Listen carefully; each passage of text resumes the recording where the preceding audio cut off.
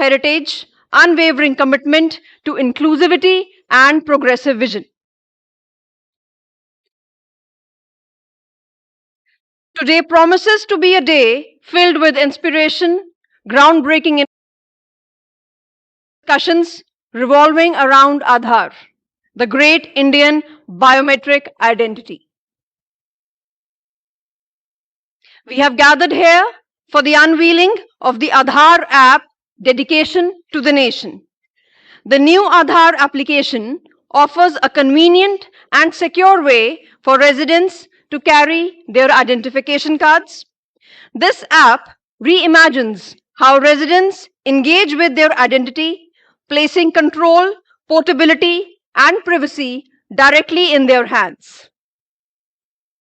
It streamlines verification process and cuts down on the use of physical documents. I now request everybody to please be ready for the event as it starts.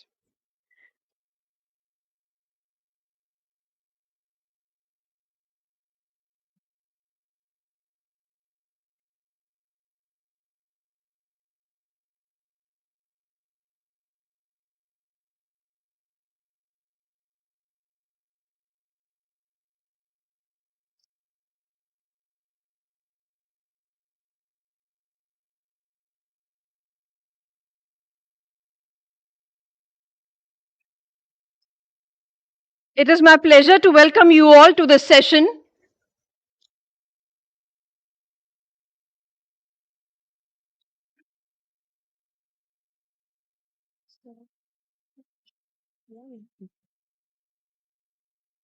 Before we commence the session of the day, it is our privilege and honor to welcome Member UIDAI, Professor Mosam Sir, to this event. It is a privilege to have you with us, sir, and we extend our heartfelt appreciation as you join us on the stage. A huge round of applause for Member UIDAI, please.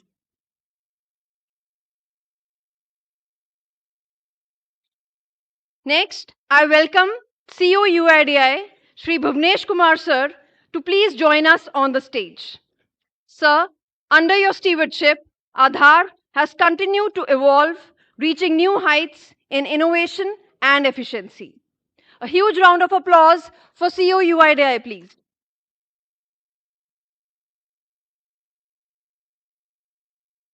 Ladies and gentlemen, it is my pleasure to welcome you all to this session. We shall commence with an expert presentation on the benefits and applications of Aadhaar App, tailored for both Aadhaar number holders and offline verification seeking entities, OBSCs. This will be succeeded by an in-depth technical exploration of the integration protocols essential for OBSCs. Concluding our proceedings, we will feature demonstration of OBSC use cases. We are doubly privileged today as we are also proudly celebrating UIDAI Day, honoring the journey of India's unique digital identity system that has empowered over 1 billion citizens with inclusion, convenience, and security. Our sessions today will be highlight exactly how Aadhaar continues to drive this national progress. Presenters for today's session are, I now announce and introduce the presenters for the session. Shri Vivek Chandra Verma Sir, DDG UIDAI. Srimati Tanusri Dev Barma Madam, DDG UIDAI. Shri Brada Prasad Sabut, Head of Engineering. Shri Sridhar Dhulipala, Principal Design Advisor. And Shri Kirti Vardhan Radhor, Deputy Director, UIDAI. Everybody please a huge round of applause for commencement of the session of the day. It is my honor to invite Shri Vivek Chandra Verma Sir, Deputy Director General, UIDAI, to the stage to lead this vital session. He will steer us through an insightful session and discussion on benefits and uses of the Aadhaar app. Please, everybody, join me in warmly welcoming Sir on the stage.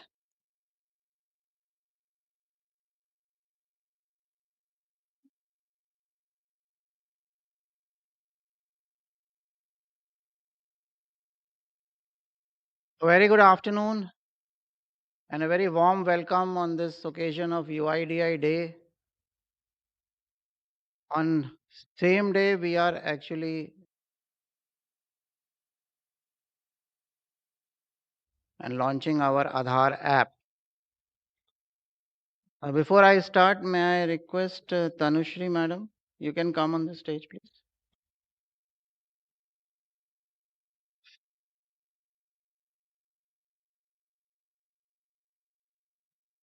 She is DDG Tech Center and she is the basic brain or everything behind this app, and she has contributed to make this app how it looks today now.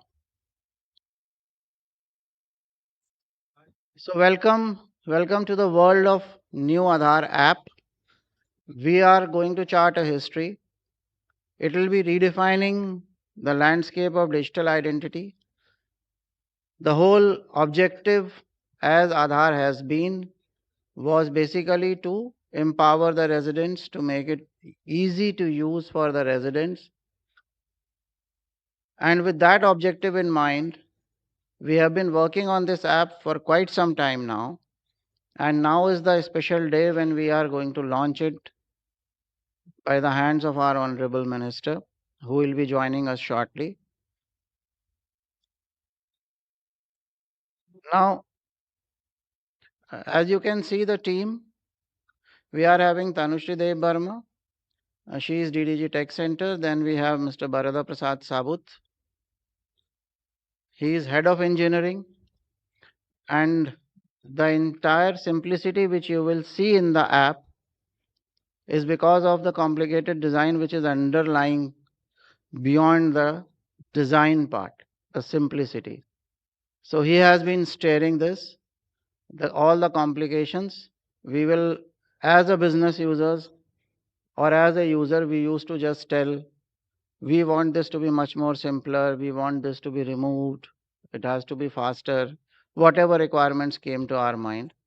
It was his idea, his teamwork, and his knowledge which has taken us this far.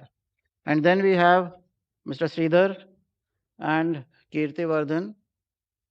Now, these are basically our design team, and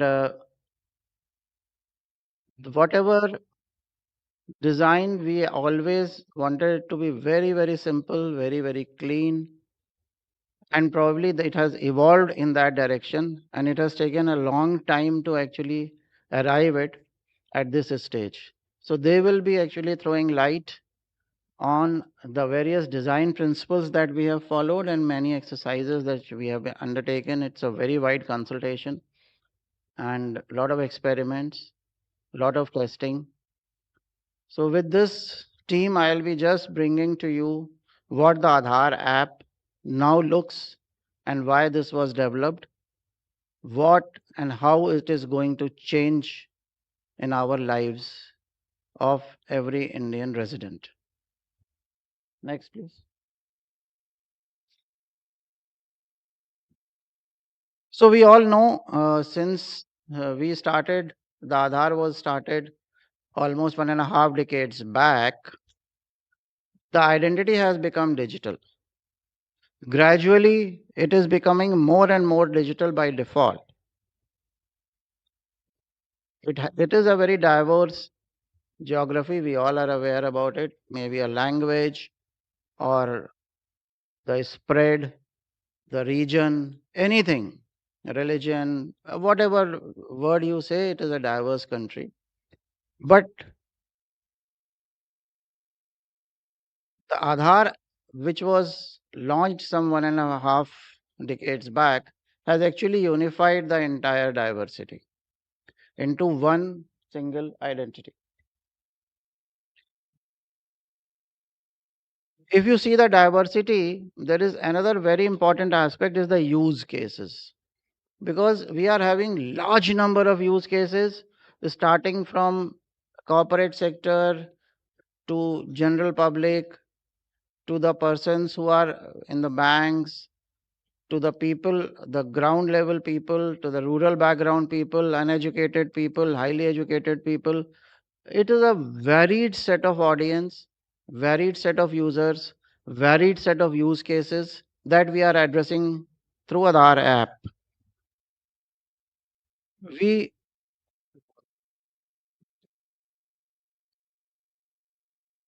probably, when this Aadhaar was conceived, and if we see today, it has moved far, far ahead.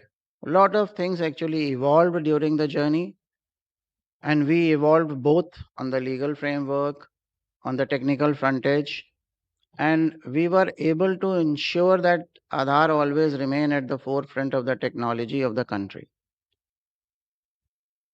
Now, when we talk about Aadhaar app, the objective was very simple.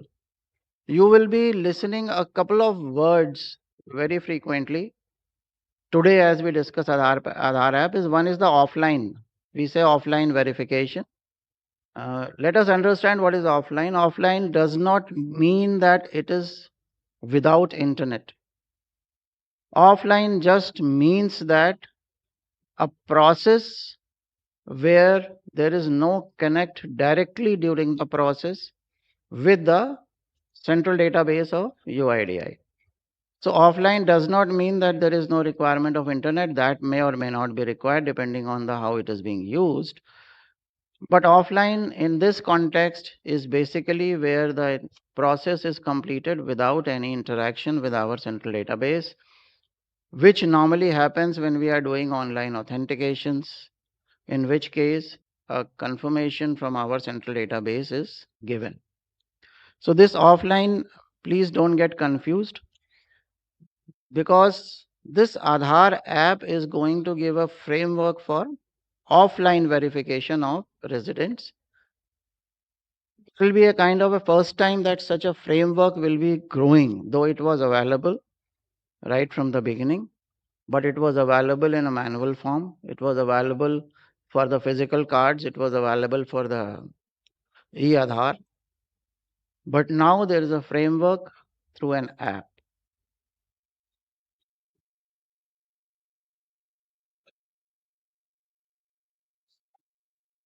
So when you see in our everyday how we use Aadhaar, we are using Aadhaar basically for proving our identity anywhere. Wherever it is required, we just share our identity. At times, we are not very careful and we share that identity and forget about it. And that is a fact. And we have to share everything about Aadhaar. We cannot do a kind of a partial sharing. We will be going through all the features about this during as long as we go along with the features. You will find it very, very interesting use cases which are coming up along with the Aadhaar. Once we are very clear on the Aadhaar offline usage and its disconnect from our Aadhaar database, the basic objective was to give a control and the desire of the individual to whether they want to share the identity or not. So the entire sharing process is defined by two things. It's the complete control of the user, and it is with 100% of his consent. He can share what he wants. He can share only after proper consent. We'll be seeing those features today. Just to take you around, you can imagine various types of use cases that might be coming to your mind right now. We'll just play a small video here so that you can then imagine whether these things are possible today, or then we will be taking you along the Aadhaar journey, how it actually passes through all these cases very, very smoothly. Can we have the video, please? In a digital-first world, trusted identity verification is essential anytime, anywhere. For offices, Aadhaar-based offline verification enables verified identity as well as attendance marking through face verification. With Aadhaar-based offline verification, social media platforms can enable trusted profiles powered by user consent and secure verification. In residential societies, Aadhaar-based offline verification enables quick and secure visitor verification without manual registers.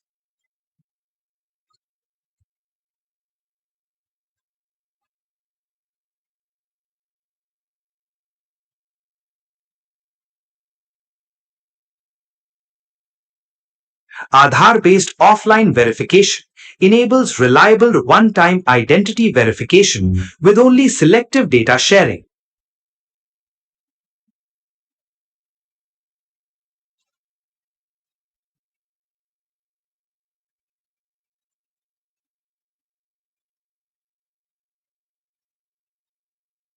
Secure, paperless, and efficient patient registration through Aadhaar.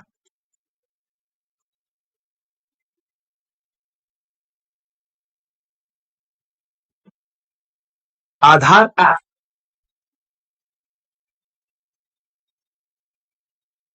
Show, share, verify. Now, before I thank you. Before I move forward, it's my privilege to welcome our chairperson of UIDAI, Sri Neelkant Mishra, sir. He has just joined.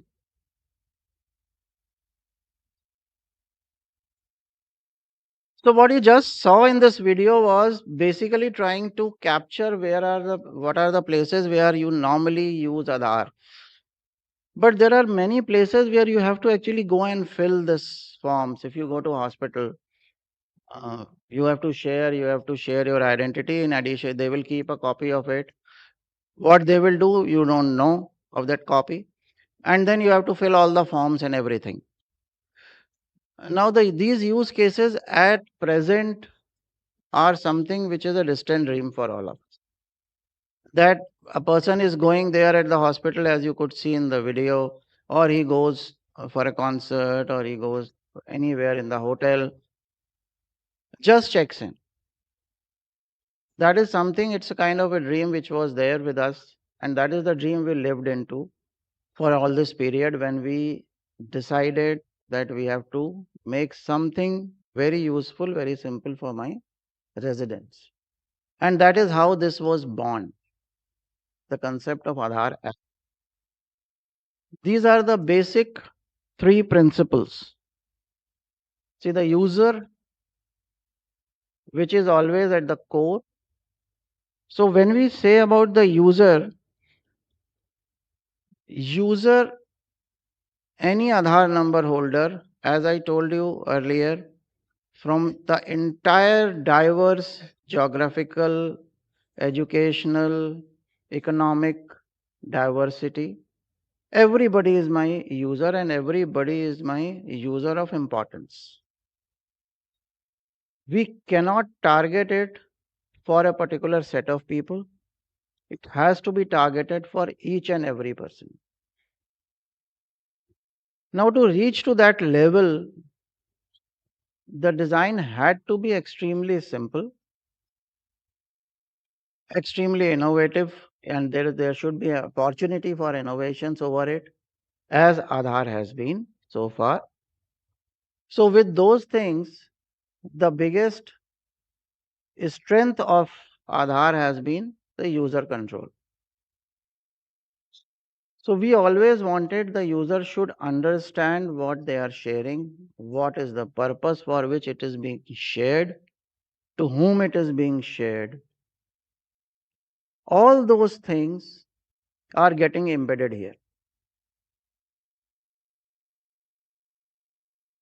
They also have a provision to revoke consent at a later date. But in this case, there would not be any requirement that anybody can take the complete Aadhaar from you, and though they may require, suppose we have enough number of examples. You are suppose entering into a social media platform and they want whether you are above 18 or not, you have to just share that. So it is something user has the control over it. They have to decide what they want to share with whom, for what purpose. If they approve it, the information will be transferred. The ecosystem is very, very important, because this features of app, whatever has been created in this, it has to be taken to that person. He has to make use of it when these facilities or these options are available to them. So there is a complete ecosystem. This ecosystem is what we call as a OVSC, that is a offline verification seeking entities. This is how it has been defined in our Act. Any entity which is willing to carry out offline verification. So this OVSC, this is a complete ecosystem which is being built. We'll tell you in great detail about how OVSCs can be registered, what is the role of OVSC, what is the advantages of OVSCs. But the entire ecosystem of OVSCs, you must have visited this stalls outside. Now these stalls are basically some of the early catchers who have done proof of concept with us, showing various types of use cases, how this Aadhaar app can be used actually on ground. These are some of these. I don't know how long innovations, the way it happens in this country, how far off they will take this Aadhaar app for usage. There will definitely be new cases which will be coming up, new benefits to my users, new opportunities for my entities, entrepreneurs, innovators, and also much more facility and convenience to the users. These words look very, very simple, but it is a fact underlying this entire architecture, entire simplicity, or entire objective is the very, very deep technology. And that technology of Aadhaar, which has stood its foundation very, very strongly for almost 1.5 decades and has always been at the forefront of technology. This technology, even today, is behind this app. We are doing authentications at huge scales today. Almost 8-9 crores authentications is what we are doing per day. It is uninterrupted, unflinching, moves uninterrupted. The transactions have been very smooth. That shows two things. Number one, our grip on the technology and the depth of technology and the understanding which we have, and also on the overall system design. And that gives us confidence that Aadhaar app, as it gets scaled up after today, is going to have much, much more usage that we can even conceive of today. It has to reach in the hands of public. And already with the beta version, what our experiences are, people are highly encouraged to use it. It was just a beta version launch. Still, there was a huge rush. People were trying to experience it. So we have launched the final version yesterday, and a lot of people are downloading it. It shows the interest. And after today, I think definitely there will be a massive increase in the usage of Aadhaar. and with the OVSC's entities also becoming or developing, it is going to multiply. Next, please. Now, this is a very, very important part of the once you start. I don't know if some of you have already downloaded Aadhaar app. Anyone? Oh, many people. That's good. Thank you. See, it looks so simple. Once you get the Aadhaar app, it looks very simple. It is a QR code. We have been using UPIs almost every day for payments, everywhere. It's a QR code based. You just show your QR code. Or if the entity is having a QR code, you can scan. Both options available. So you have to just show. Once you show it, your identity details will appear. Whatever is to be shared will appear. It will appear on the screen. So you can just show it. And at many places, even that is good enough. Like if you want to enter into airport, you have to show that this is who I am and this is what my Aadhaar says, and you are allowed entry.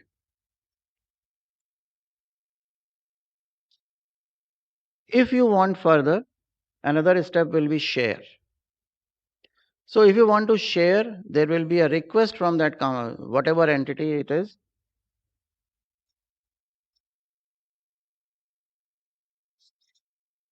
So you can share whatever attributes are required.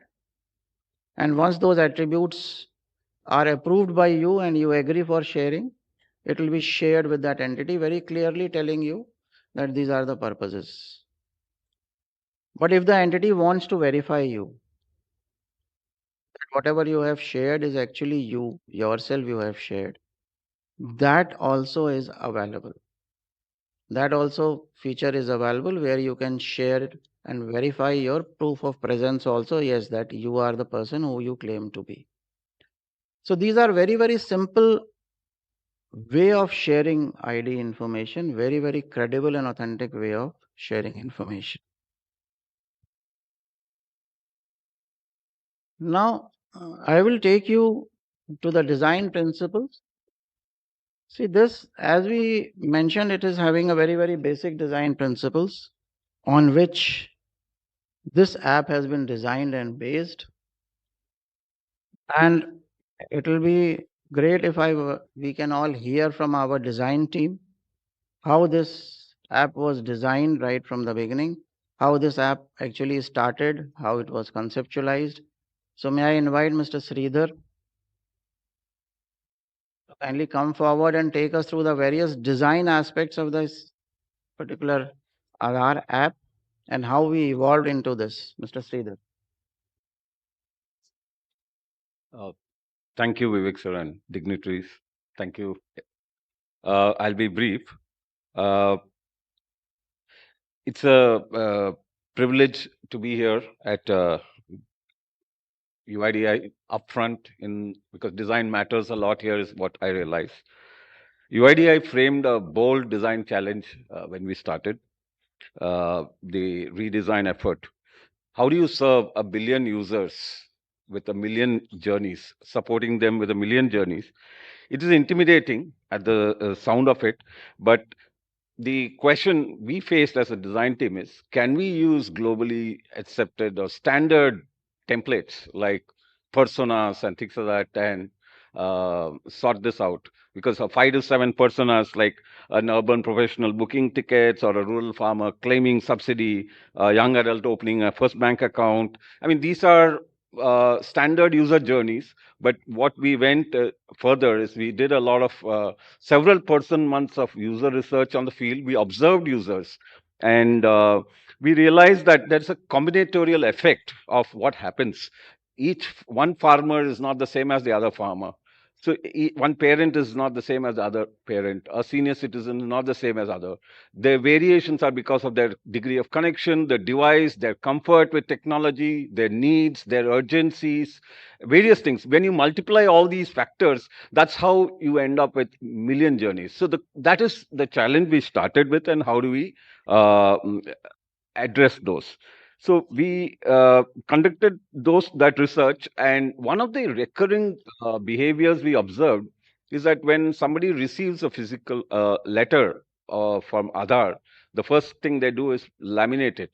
So what we found is that it's not just to protect it, but there is also an emotional attachment to it, to the identity. So we try to understand not just the function, but also the emotional attachment. And in fact, these kind of observations, as for example, are what guided some of the design features that you will see shortly when we reveal some of the new UI. We used a lot of AI to design. We are planning a lot more POCs to support this idea of million journeys. There's a lot we need to do, but we have covered a lot of good ground yet. And there are several design principles, like Vivek sir mentioned, and I would invite my colleague Kirti, who is actually from the design trenches. He'll talk about some of those principles in the next slide. Thank you.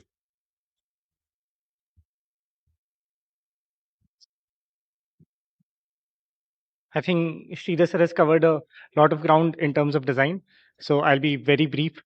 So, like, primarily the journey so far and in terms of design has been just 5 things that we can think of. One is the modern and agile UI. So, what is happening is, a couple months back, if we remember, Aadhaar launched their brand manual. And we also know that we are undergoing a revamp of our Seva Kendras. So we need a consistent language that is scalable across all platforms. So right now it's the app that is painted in those colors and those language. And the next would be the portal we'll see. So this UI will be scalable across all our platforms. The next part is the language, because like a slight difference of changing of proceed to continue, people are able to relate to it. Proceed sounds very systematic, government. Continue sounds very friendly. So those words are carefully crafted by a design team. And then the third part is mobile first. Definitely app should be mobile first, but I'm saying this because these principles, as I'm like repeating it across different platforms. Then security should be there, and the iconography is very relatable so that people don't have to read labels. The weight on the language reduces and people are able to relate to it. And lastly, designing for the extremes. So like during my college days, one principle that stuck to me was universal design. When we think of universal design, we think of designing for people with one hand, but it can be extended to a mother carrying a baby, and it can also be extended to a father carrying a heavy load in one of his hands. So that is how, when you design for the extremes, you take care of people in the middle. So that is our ultimate goal. So these were the design principles. Thank you so much. On the basis of these, we are able to design a platform. Aadhaar App is a platform for all of you to play along. And all these principles are just like, sounds like a vague talk, right? But at Aadhaar, we walk our talk. So the next, I would invite Tanushri ma'am to take us through how do we walk this talk. Thank you. Hi, good afternoon. Thanks, Kirti and Sridharji. We have had such a wonderful journey doing this over the last few months in the able guidance of CEO sir and the entire team, both headquarters and tech center coming together. When we talk about these design principles, they were a good place to start, and they were tall targets to achieve. But at the same time, we had a very strong tech team who was intent on making these work for us in the app. So when we talk about how we convert and execute these in the app, we see inclusion, trust, and scale coming together and ensuring that the app experience implements these design principles of user first, of trustworthiness, of ensuring the credibility of Aadhaar, and the assurance to both the sharer as well as the verifier. Now, let's look at a few features as we go along. So, like we see, all of you have used the Aadhaar app already, and we made sure that you used it because your entry to the conference becomes so much simpler when you have pre-registered using the Aadhaar app. The first screen is by design the QR, because a PDF is an easy one to make. Today, ChatGPT, you put a prompt and it'll make you a beautiful Aadhaar with whoever's name you want and your photo. And this will look even better than your normal Aadhaar. But if you show it to someone, how does the person who is seeing it know that it is for real? The machine readability of these IDs become critical. And that is why you are seeing how easy it has become for UPI exchanges to happen. The transaction and the Bharat QR has become all pervasive. We wanted to take a cue from there. It not only ensures privacy, it ensures machine readability, it ensures when you show your Aadhaar app, people trust it and people believe in it. When you press on the sleeve is when it is in your hands that you want to reveal what is underneath the sleeve. It's something like your wallet. You take it out, you show what you want, you show the other side when you don't. And this has been enabled similarly on the Aadhaar app. You click on it and you reveal more information. The other side will show the address. Next, please. We are in control as users to ensure what we want to share is what we want to share. If you do not want to show the entire information on your Aadhaar, you have the flexibility of selectively sharing the details on the Aadhaar. If you only want to show your name and your face, and that is what is relevant at the point of presentation, you don't need to share how old you are or how young you are. You don't need to share what is your address, etc. The photocopies that you have till now shared in at least 50s and 60 numbers, they're about to stop getting circulated in the market. And that is where we are giving the control on the user's hand to ensure you can selectively share your Aadhaar credentials. Next, please. Aadhaar has ensured that the way Indians use their documents is implemented how they will use their credentials on the Aadhaar app wallet. Walk yourself through an airport. First thing we do is सबके आधार दो, mummy pocket में रखेगी या फिर daddy pocket में रखेंगे. So that all the four can be presented together at the verification center. It ensures the trust in which I have given it to my mom or dad, and it ensures that the ease with which I show it to the security official. The similar flow is what we have translated into the Aadhaar app, because in India, one mobile has 5 or 6 people associated with it, and therefore one profile, who is the lead profile, can add his family members to ensure that it can be used in these such use cases. We are ensuring practicality, flexibility, and contextualness. Next, please. There are so many use cases of how Aadhaar is used. And it is because of the flexibility that Aadhaar has given to its users, how they update their photograph by doing a biometric update, how they have used their address updates. It was unimaginable to do it in any other government document till date. We are taking this one step forward by ensuring that you can do it at the ease of your home. We are ensuring that you can do a mobile update at home on your app. You can do your address update at home on your app, and many other such features which are being enabled. This will ensure your visits and the time that you allocate towards such chores will be reduced to minimal. I have heard stories where people have said that my mobile update got done in 2 minutes, and my address update, especially the head of family based address update was done within a few minutes. So that is the ease with which the app will give you the services at the comfort of your home. Next, please.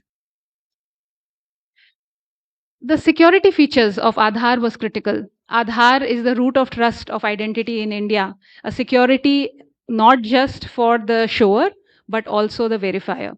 And we kept this in mind in ensuring that the control of the Aadhaar usage is now coming in the very fingertips of the user.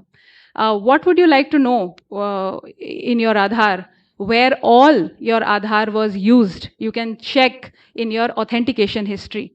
Whether you can, at the tip of a button, lock your Aadhaar being used anywhere else by unscrupulous elements is at the tip of your fingertips. And ensuring that the way you have used your Aadhaar is critical to you, you show it the way you want it. All these security features have now come into the Aadhaar app. Next, please.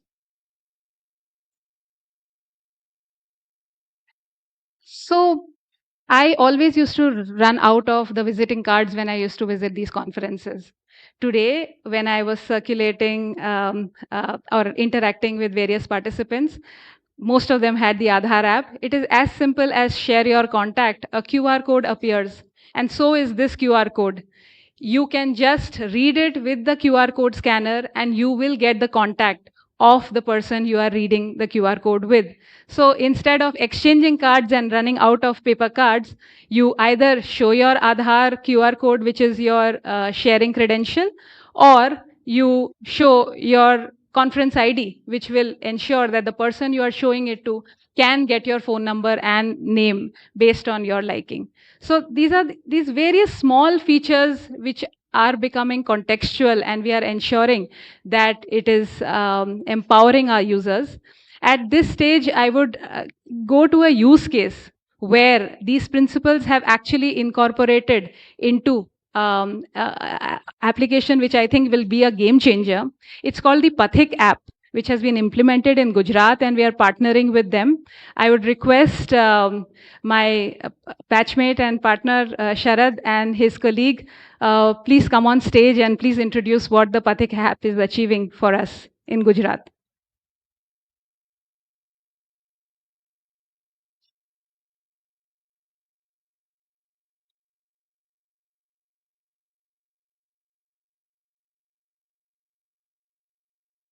Thank you, Tanushri. Respected sir, uh, we have been using Pathik since 2017. At that time, we have created one portal in which all the hotels and guest houses of Gujarat have registered with us. And whoever has been checking in the hotel, he has to share the details.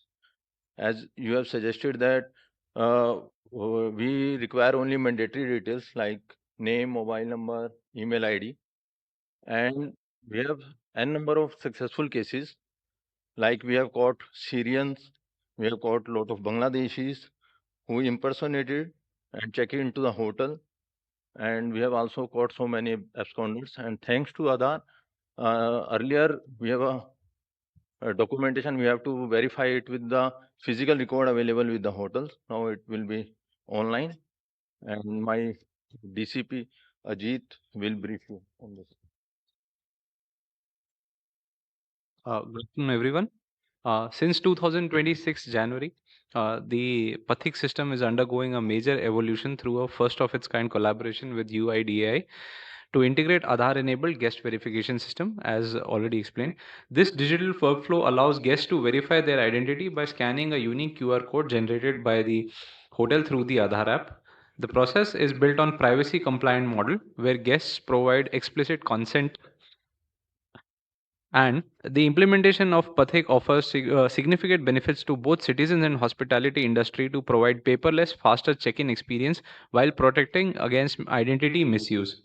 Pathik serves as a model for smart policing, offering a replicable framework for other Indian states to enhance public trust through transparent, technology-driven governance. We thank UIDAI for the opportunity being given to Ahmedabad Crime Branch to avail this opportunity. Thank you. Now we have a small video which will highlight what has been done. Crime branch Ahmedabad city Gujarat police का एक historic achievement. पथिक consent based Aadhaar enabled guest verification a national first. Gujarat के 9,000 से ज्यादा hotels already पथिक के साथ जुड़ चुके हैं। ये इनिशिएटिव होटल गेस्ट वेरिफिकेशन को बनाता है सिक्योर और रिलायबल। जब गेस्ट होटल में चेक इन के लिए आता है तो वेरिफिकेशन होता है डिजिटली। फास्ट और सिक्योर चेक इन के लिए होटल्स गेस्ट की आइडेंटिटी आधार ऐप के साथ डिजिटली वेरीफाई करते हैं। पथिक सिस्टम क्यूआर वेरिफिकेशन के through guest details securely fetch करता है। गेस्ट अपनी कंसेंट से आधार ऐप का यूज करके अपनी आइडेंटिटी वेरीफाई करता है। इस प्रोसेस में कोई मैनुअल डॉक्यूमेंट शेयरिंग नहीं होती। इस तरह चेक इन होता है फास्ट, पेपरलेस और प्राइवेसी कंप्लायंट। पथिक trusted digital verification for a safer India.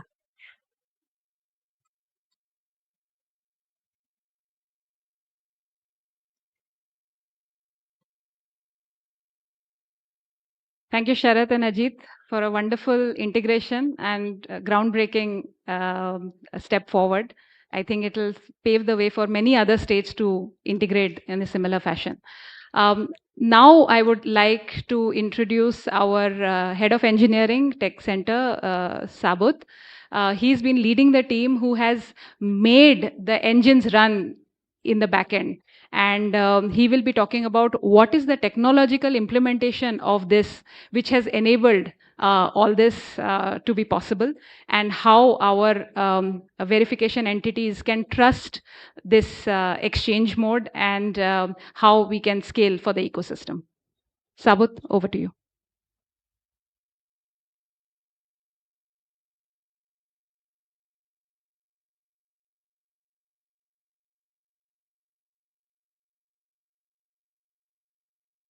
So today's event, it reminds me my engineering days when we used to bunk out and see the afternoon movie and हमारा इंतज़ार रहता है कि कब hero आएगा, screen फोड़ेगा, कब अमिताभ की एंट्री होगी.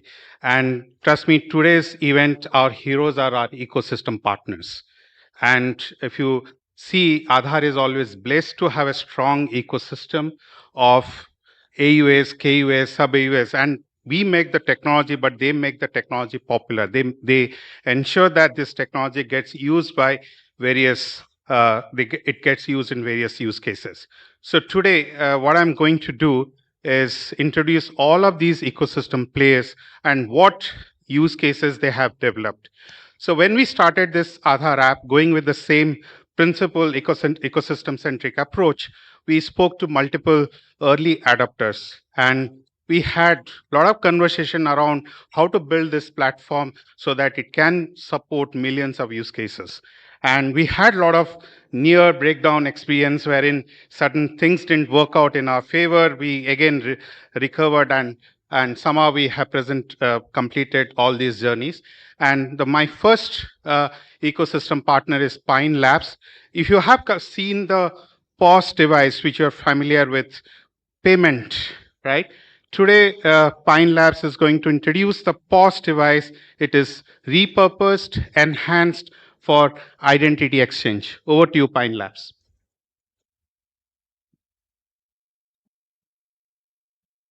Thank you so much, Sabut sir. Before we get started on how Pine Labs has worked on the POS terminal to integrate identity with payments, I'll actually play a quick video, and then we'll talk about a few different use cases that we foresee this supporting. Can we have the video? Yeah.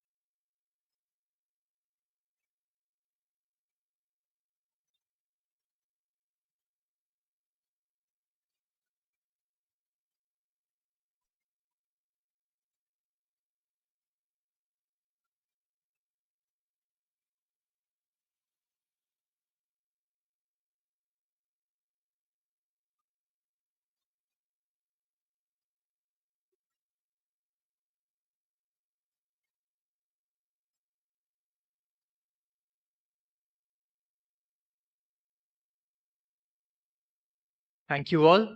My name is Kaushal Mohan, and I lead all identity and authentication products here at Pine Labs. To begin with, I'd first like to thank UIDAI for the opportunity to work on this new Aadhaar app itself. All of you, like Sabut sir mentioned, would have actually interacted with the Pine Labs product at some point. You would have made a payment via the POS terminal, or you would have scanned a QR. With Pine Lab's scale of about 5,000 different cities of operation, Pine is already present where users transact on devices with trust. And this is basically where we believe that identity combined with a trusted payments device can make a world of difference. Let's actually look at how offline identity works today. If we can move to the next slide. Today, in the previous presentation, you saw how hotel check-ins actually have been transformed with respect to the new Aadhaar app. But let's take a different example. Let's think about maybe going into a hospital, for instance. At the point where you go into a hospital, you typically are asked for some form of an ID proof. You then will fumble with your keys and your wallet while you already are in tension because somebody is sick. You fumble, you take out your Aadhaar card and hand it over to the receptionist. This is where you, as a resident, lose control, because what the receptionist then does, or the staff in the hospital, is they take a copy of that Aadhaar card, they scan it, they Xerox it, they upload it somewhere. All in all, you are probably left wondering, hey, is this safe? Is this secure? What is going to happen of my Aadhaar details? While actually having someone sick probably with you at that point. Now let's flip the whole ecosystem around, right? If we can move to the next slide, imagine a world where instead of all of that, you walk into the hospital. When you walk into the hospital, instead of being asked to fill a form, instead of being asked to provide an ID proof physically, the receptionist just opens up a Pine POS terminal. When the POS terminal is opened up, a QR code just gets generated. With that generation of QR code, you just scan the QR using your official Aadhaar app, and that is it. Your entire onboarding process itself is complete. There is no Aadhaar storage that happens on the POS terminal itself. You really only share what is truly necessary, what is truly needed. And of course, this is absolutely paper-free. From the patient's perspective or from your perspective, this is a mental load off because that onboarding process at the hospital becomes so much more seamless, so much more easy. And from the hospital or establishment's perspective, this is much better because again, the check-in process is more seamless.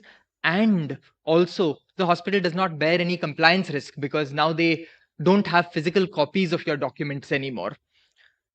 I only talked about the hospital example and you already saw the hotel use case example earlier. But if we can move to this slide, you can think about a myriad of different use cases that identity plus payments on a single device can actually support. Hotels is one simple example where you check in and make your room payment straight on the same device. Think about an event registration. Maybe you've registered for a specific event last minute, right? You walk into the registration counter, you actually make the payment for the event, and also you prove your identity on the same device itself.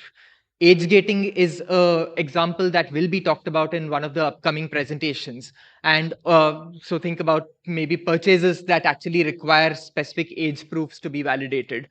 Similarly, with now the entire OBSC partnership model as well, a lot of other KYC, offline KYC use cases completely get unlocked with this new Aadhaar application itself.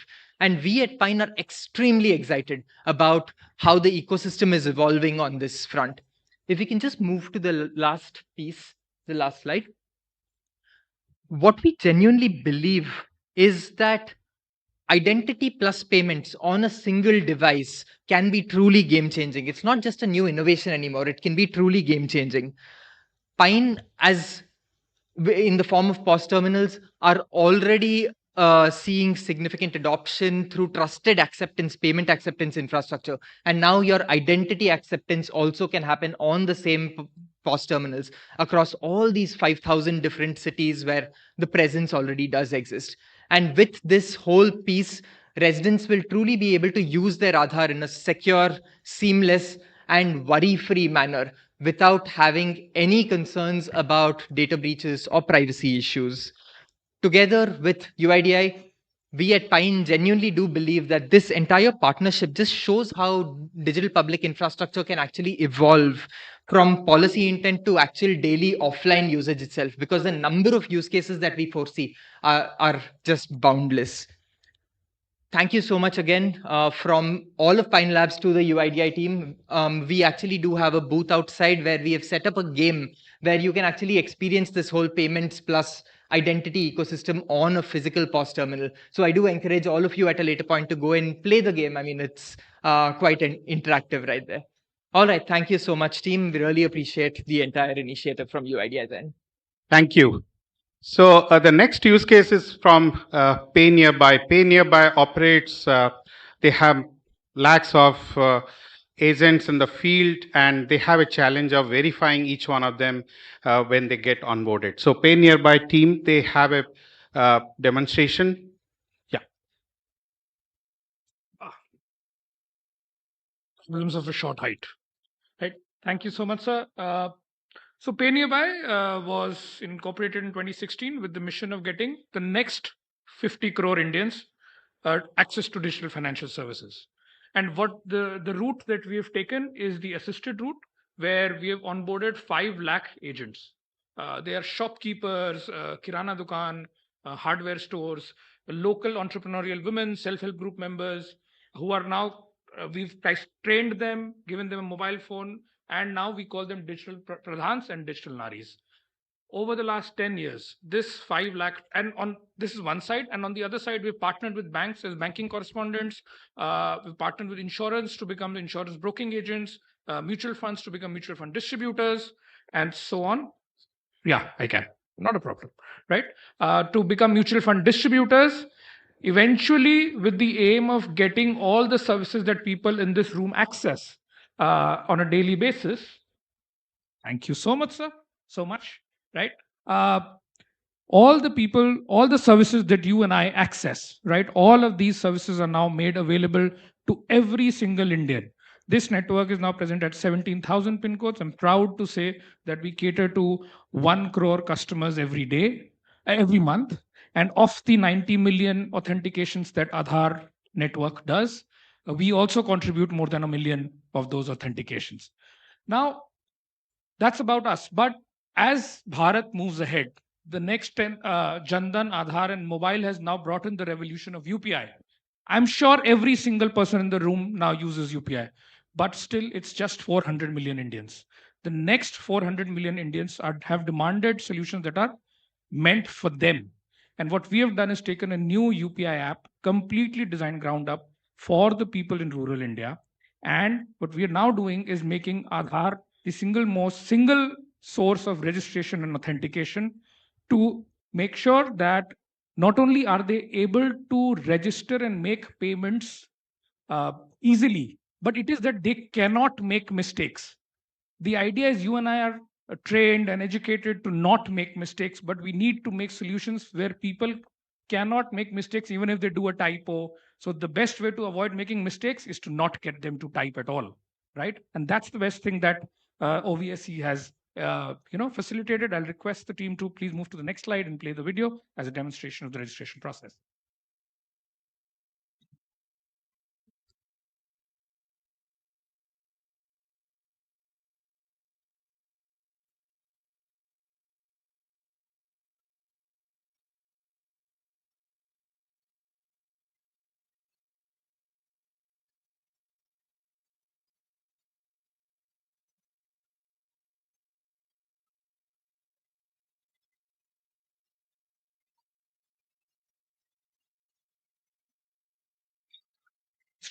Registration process is typing less.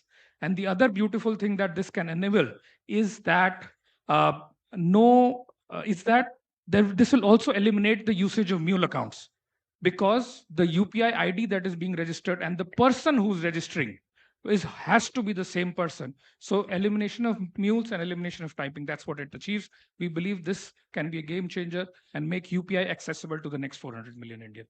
Thank you, UIDI, and thank you everyone for giving us the opportunity. Thank you, Pay Nearby team. So yesterday I was traveling to Delhi for this event, and Uday was accompanying me. How many of you know about Uday, our new addition to the UIDI family? Right so you Uday ने बताया कि like साबुत तेरे को तो as prove करने के लिए कोई प्रॉब्लम नहीं होगा, ग्रे हेयर देख के everybody must be accepting you, but मुझे बहुत प्रॉब्लम होता है आजकल एज प्रूव करने के लिए. सो I said we have a solution. One of our partner Oru, so they have come up with a age getting solution today, which they're going to present. I'm sure they will take a note of it and he will start utilizing it. Team Oru.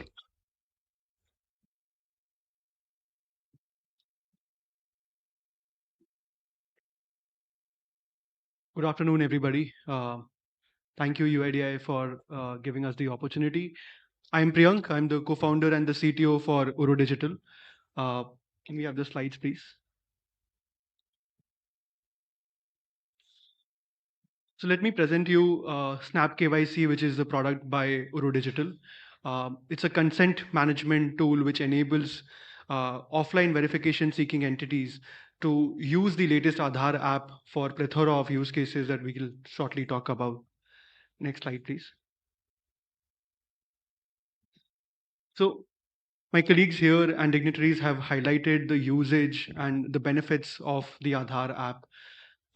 It avoids the OTP-based frauds because we don't rely on the OTPs to be sent for proving the identity. And therefore, we're bringing in Snap KYC to make the Aadhaar app usage for several use cases extremely simple and make it a one-stop solution for the offline verification seeking entities to come on board and start using the Aadhaar app for different use cases. It's make them compliant with the Aadhaar Act as well as the upcoming the DPDP Act, where the consent management becomes the core of the platform, and why they're asking the Aadhaar details for can clearly be outlined and defined before accepting for the Aadhaar details. We bring in very easy integrations for the offline verification seeking entities through the APIs and SDKs, and they can go live with the Aadhaar app based acceptance of the Aadhaar within a day. Next slide, please. We've seen several use cases through my colleagues and other ecosystem partners on hotels and hospitals. We saw a demonstration by the Gujarat police through Pathik for hotels. There are several use cases around the KYCs which can be used by microfinance institutions as well as corporates for doing onboarding of their employees. But let me focus on one of the key use cases which Sabut sir just talked about is verifying the age. Today, through the Aadhaar app, you can actually verify your age, but without sharing your date of birth. Right? There's a very clear attribute within the Aadhaar app which says age over 18, and you just need to give an approval for whether you're above 18 or not even your date of birth, not even your name or any other details, which just proves whether you're above a specific age or not. So let me move on to the next one, and next slide, please. Yeah, let's look at the video, which will help you visualize a use case where we talk about an e-commerce platform trying to sell tobacco or any of the products which require an age verification. Today, it just is an implicit age verification where the user says that, yes, I'm above 18, but there's no way to really prove that, right? So we're moving to an age where implicit verification is not going to work, but you really need to prove it using the Aadhaar app. So let me showcase through the video, please.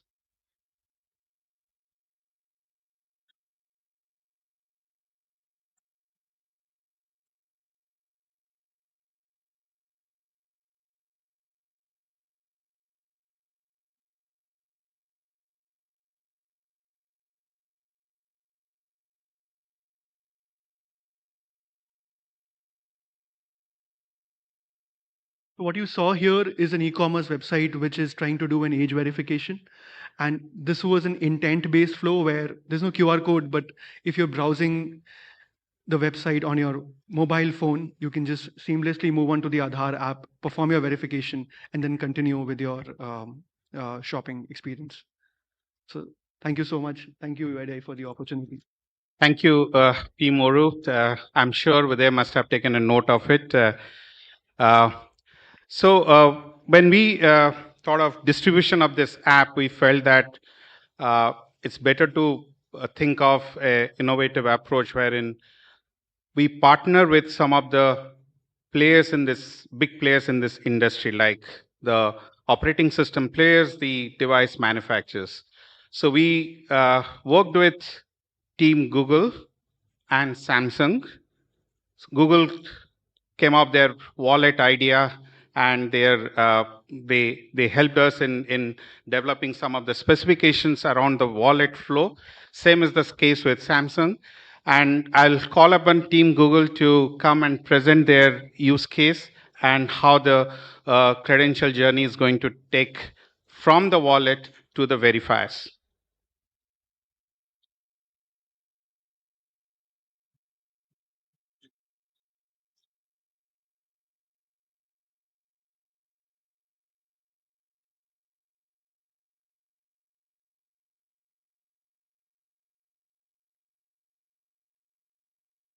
Good afternoon.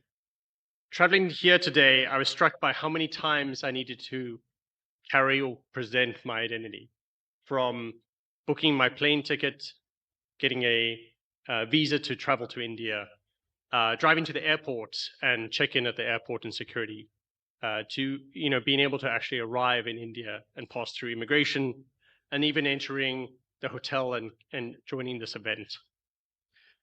Digital identity is, identity unlocks private spaces that are specific to you and is a daily use case for everyone. However, creating a trusted ecosystem of digital identity is becoming harder than ever, and traditional methods are no longer sufficient. At the same time as the world moves to a more and more digital economy, with AI performing these tasks on your behalf, and a trusted interoperable digital identity becomes much more critical. Good afternoon, ladies and gentlemen. My name is Alan Stapleberg, and I'm the Global Product Manager for Google Wallet's digital identity efforts, as well as other use cases such as boarding passes, event tickets, which are essentially mini IDs to specific use cases. At Google, we believe in bringing a secure, private, and interoperable digital identity to all people around the world. And this is not just a technology challenge, but is a social imperative. We're committed to supporting governments in their endeavors to shape this future. And our commitment to support this effort stems directly from users who have told us that second to payments, digital identity is one of the top credentials they want to be able to digitize and carry with them in their digital wallet. We envisage a world where users are able to cryptographically store these digital credentials and be able to convey them in person and online with high assurance. And this is really built on three pillars: privacy and security, interoperability, and an open ecosystem with public and private partnerships backing that. The first pillar is, is privacy and security.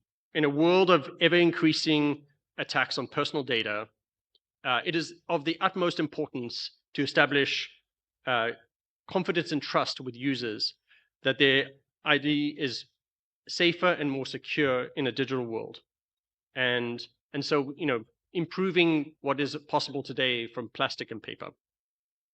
On Android, we've invested heavily in building infrastructure to be able to securely store encrypted on-device and transmit digital identities in order to ensure no bad actors are able to access this information.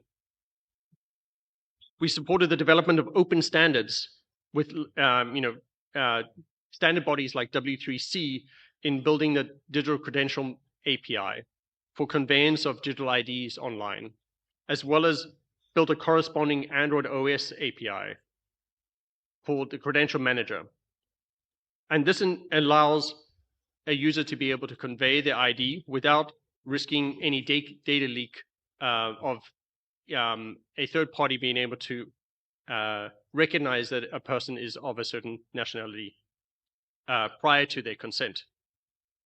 And then through selective disclosure, allowing relying parties to request only the information they need for their specific use case. And then users are in control of their information, presented with knowledge of what information is being requested, and giving explicit consent prior to any information being shared. In addition, the single API approach makes it easier for relying parties to be able to integrate with an ecosystem, not needing to do bespoke integrations per wallet, but rather have a single API and let users choose the wallet of their preference. And lastly, I want to mention some of the work that we've been doing in our technology space of zero-knowledge proofs.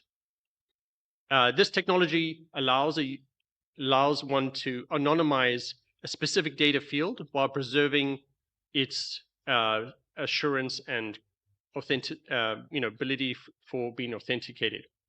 And so, in particular use cases like age assurance, where only the age signal is required, zero-knowledge proof makes it possible for users to preserve their privacy and anonymity. And we've open sourced our implementation of this in the interest of making the internet a safer place for kids and families. The second pillar is making digital identity successful through ensuring its acceptance. And here, Aadhaar is a unique India credential, specific to India and specific India use cases. At the same time, Indian users are international citizens. And the Aadhaar ID should be able to travel with you, both abroad and online where there are no borders. The UIDAI has done a great job in balancing these requirements of both a standardized approach as well as localized customization. And this will allow Indian citizens to be able to use their Aadhaar credentials both in domestic use cases as well as international markets following the standardized approach. We're excited to support the UIDAI in growing this acceptance. And lastly, the third pillar is strategic partnership and creating open ecosystems.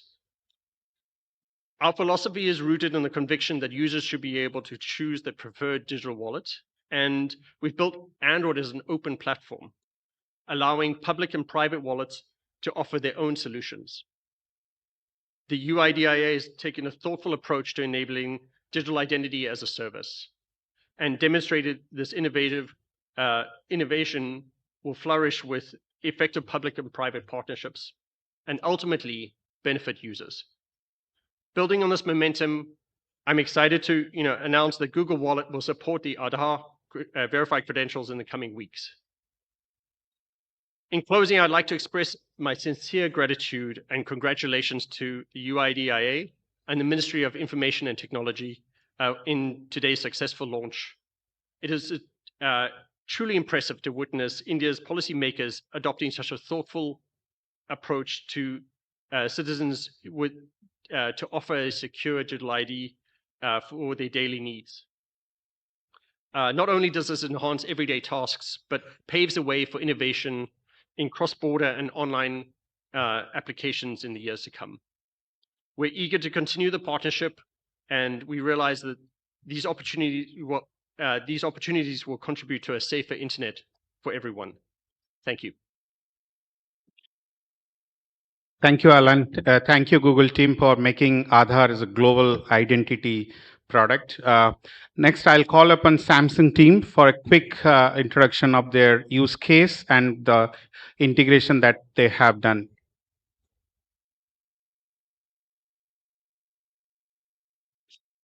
So those who are having Apple phone, don't lose your heart. We are also working with Apple ecosystem to make the credential available with the Apple wallets. Yeah, thank you. Thanks for the opportunity. I'm Prasanna and I head engineering for Samsung Wallet India. Wanted to show a couple of use cases given the power of verifiable credentials that has already been showcased. Sure. Is it better now? So Samsung Wallet is a first-party wallet which is already preloaded on all Samsung devices. So this is a demo of how a user can actually add Aadhaar verifiable credential from Aadhaar to Samsung Wallet. And the user can also check the details of the Aadhaar by authenticating. So these are the couple of use cases that we have come up with as a proof of concept. The first one is actually a car rental use case, where today we actually have users sharing their Aadhaar in the physical form or the screenshots. So with this, the user actually gets to choose the details that the user wants to share. Even the verifier gets to decide what exactly is the detail that the verifier wants. That's the first use case. In fact, Samsung Wallet even has additional capabilities like digital car key, etc. So once the user rents a car, the user can actually make use of the digital car key and then continue. So the end-to-end use case is met. The second use case, we can go back to the previous slide, is the hotel check-in use case, which we wanted to bring verify with Samsung Wallet to all our ecosystem players, and they can make use of verify with Samsung Wallet so that they can share Aadhaar as a verifiable credential wherever it is necessary. Thank you so much. Thank you. So when we are talking about wallet, I think it will be incorrect if we don't introduce DigiLocker. Perhaps DigiLocker is the only wallet in the world having so many documents. I will request Srishti to introduce the DigiLocker wallet flow.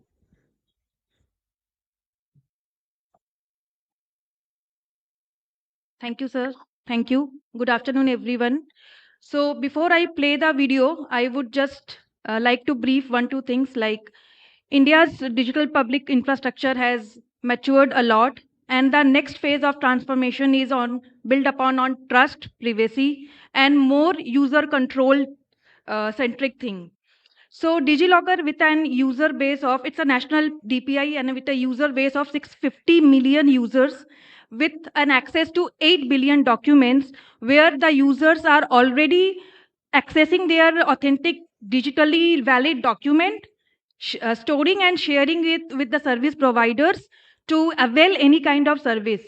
Further, with integration with Aadhaar VC, it will strengthen the digital trust of the citizens.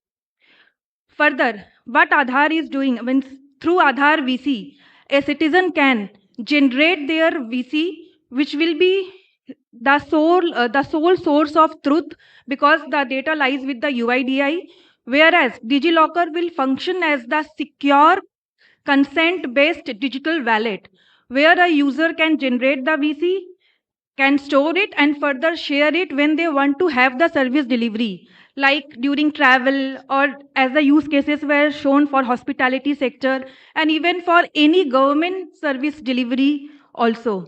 This integration is an privacy by design only.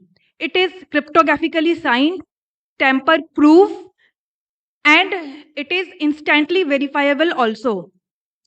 So now I want to like to play this video. Please, video, please.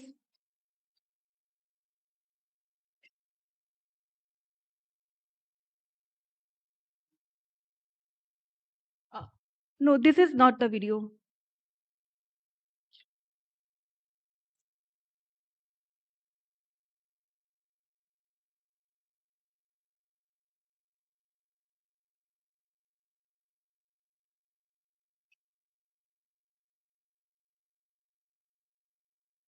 Can you please play the video? This was.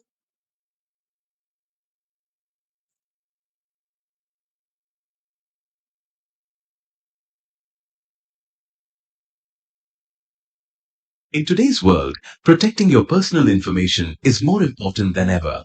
Too often, we share far more data than necessary, whether it's at hotels, universities, or service counters. But what if you could prove your identity while keeping the rest of your details private? DigiLocker is now more than just a digital document wallet.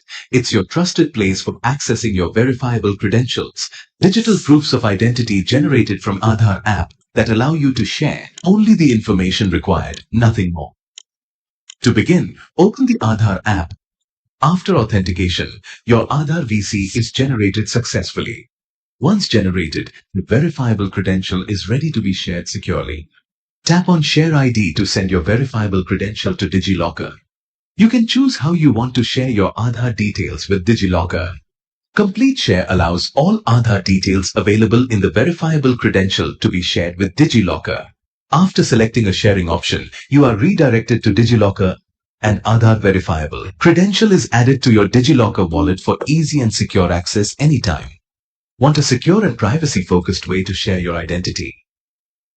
Aadhaar verifiable credential generated through the Aadhaar app and shared via DigiLocker makes it possible. With Aadhaar VC, you don't need to share your full Aadhaar details. You can share only the information required, keeping your personal data protected.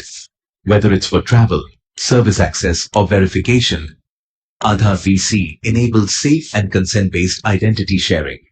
Generate your verifiable credential in Aadhaar app, share it securely through DigiLocker, and stay in control of your data. Aadhaar app and DigiLocker working together for secure, paperless, consent-based, and privacy-first digital identity.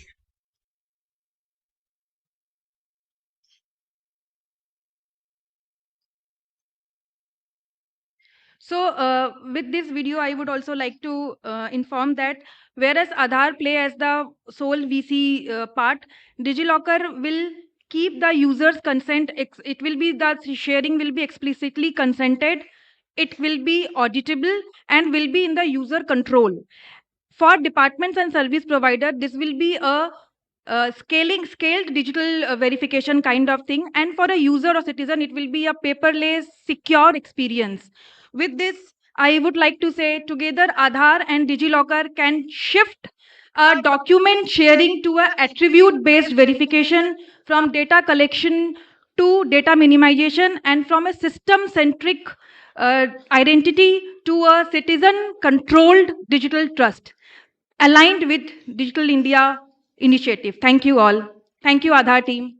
Thank you, Srishti. And in fact, whenever there is a need to share identity plus any of the digital document which is available in the DigiLocker, perhaps both of them can be simultaneously shared. Sure. Thank you. Thank you for this presentation. So in the interest of time, I have one more, ecosystem partner, but in the interest of time, I'm trying to cut it down, and I'll straight away move on to the last segment, which is on the OBSC and what steps we have taken to ensure that the partner onboarding gets smoothened up and it can be simplified. I'll call upon Vivek sir to explain the OBSC's process. Thank you. So now you all know what Aadhaar app is and the use cases. It's a sample use cases which have been presented to you. And definitely the ecosystem partners who have come here, some of them, they presented their use cases. We have created a complete OBSC policy. And that policy enables registration of OBSCs. The process is extremely simple. It's an online type of process. You have to apply, you will be get approved, and you will get registered. And our tech team will ensure that you are technically enabled to absorb the integration with the Aadhaar app. So it's a very, very simple process. The entire process, the benefits of OBSCs, the advantages, and then also what all you can do with the OBSCs after becoming an OBSC, it's all available on our website. We have also floated our QR code all across the venue. If you can see the flyers also, you must have got during the registration. So you can see the handbook of OBSCs. It is all available. So in a very, very simple form. The process is very, very quick. Generally, it is taking a couple of days or few more days. That's all. For registration, you will get a registration number and you can become an OBSC. Use case is something for you to explore. And presently, as of now, there is no charges neither for the registrations nor for the transactions. So the OBSC ecosystem is coming up. It's building very fast. We are getting a lot of applications and we are approving already. The registration started about a week back. Already 17 entities have been registered so far, and some of them you must have seen outside. So with that, we'll be closing down this session on Aadhaar app. We will be taking question and answers maybe after 5 minutes. In the meantime, may I request for the OBSCs who have been newly registered, we'll be giving them OBSC registration certificates here. So, Navroz.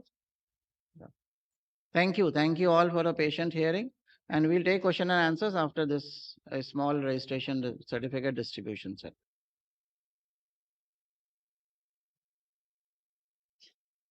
Thank you for such an engaging and insightful session. Now, before we proceed to the interactive question and answer segment and open the floor for your questions, let us pause for a special moment. On this memorable UIDAI Day, we are proud to invite our newly registered OBSCs to come forward one by one and receive their registration certificates. Good afternoon, everyone. Myself, Gangadhar Asis. I'm Deputy Director at UIDAI. We will share the use cases of the entities as well, and this is to give insight that in many more fields, Aadhaar app can be integrated. So we are starting now. So now I would like to invite the dignitaries to please step forward to distribute the OBSC registration certificates to the newly joined OBSCs. Ladies and gentlemen, a huge round of applause for distribution certificate ceremony. Now, firstly, I invite the representative from eMudra Technologies Limited to please receive your certificate. And the use case is workforce identity verification.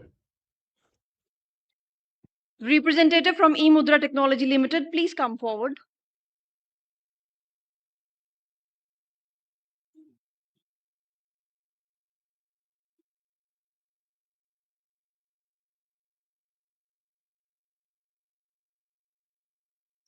Yes.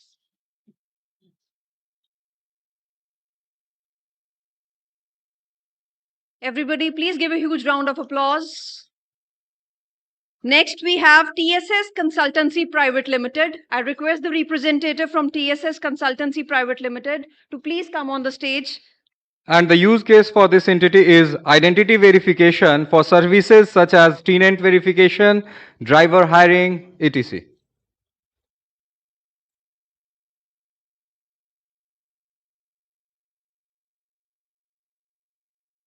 Next, I request a representative from IDG Cloud to please receive your certificate.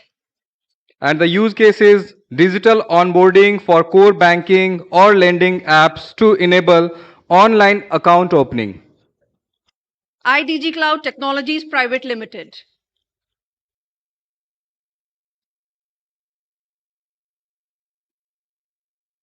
Next, I request Oru Digital Private Limited to please come on the stage to receive your certificate.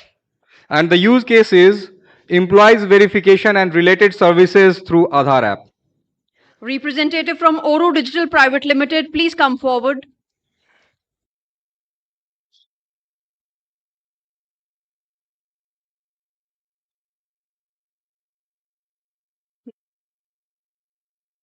Next, we invite L&T Finance Limited to please come forward and take your certificate. And the use case for L&T Finance Limited is Aadhaar app for KYC in two-wheeler loan applications. L&T Finance Limited.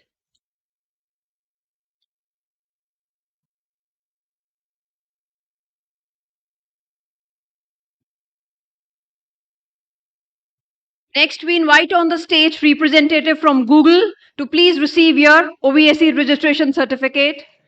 And the use case is wallet integration.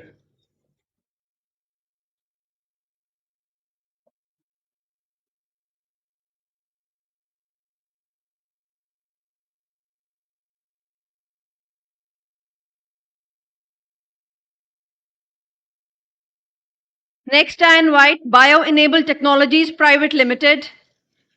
And the use case is buyer and seller verification in real estate. Bio-Enabled Technologies Private Limited, please come forward to receive your certificate.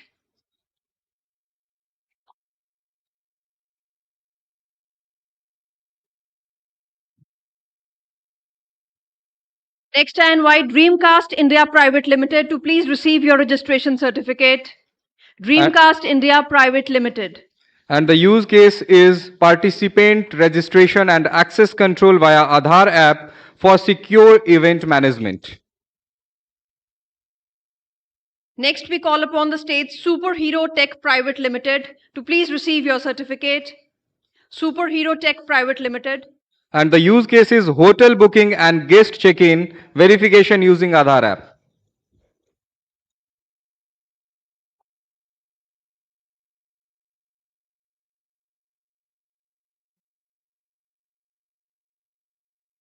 Next, I invite Nearby Technologies Private Limited to please come forward to receive your certificate. Nearby Technologies Private Limited. And the use case is identity verification for onboarding on mobile app.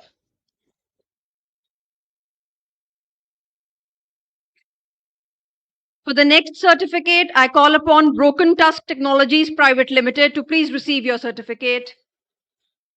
And the use case is identity verification on POS machine for merchant onboarding. Ladies and gentlemen, please keep on giving the huge round of applauses. Next, I invite Aratai Technology Solutions Private Limited to please come forward and receive your registration certificate. And the use case is user profile verification on social media platform. Aratai Technology Solutions Private Limited. Next, we have with us Tamil Nadu Medical Council for receiving the registration certificate. Tamil Nadu Medical Council, please come forward to receive the certificate. And the use case is Aadhaar app for verification and onboarding of doctors into medical council. So you can see that a lot more and many type of use cases are there for which the Aadhaar app is getting integrated.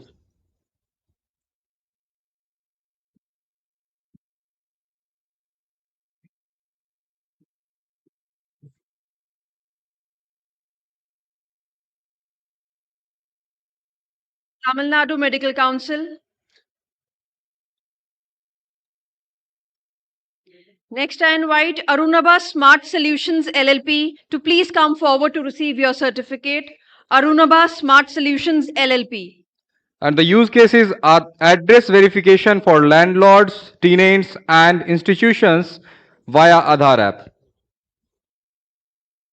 Arunabha Smart Solutions LLP. Congratulations to all the OBSCs for receiving their registration certificates. Next, we have with us Gujarat Police. Next, we have with us Gujarat Police And receiving their OBSC certificates. And the use case is Aadhaar app for secure event hotel guest verification to replace manual checks.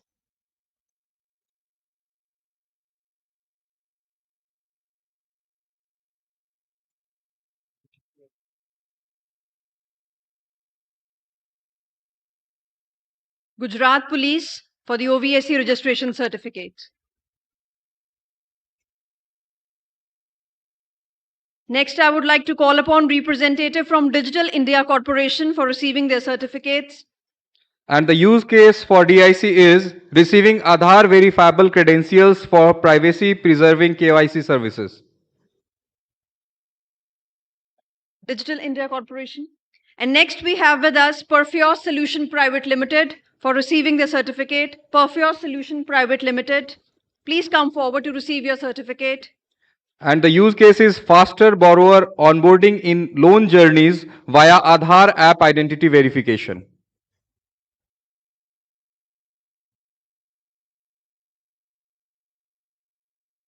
I would now request representative from Aratai Technology Solutions Private Limited to please come forward and receive your certificate.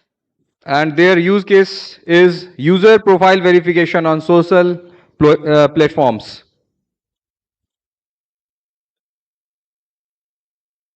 Thank you. Now I would request all the dignitaries to please Aratai.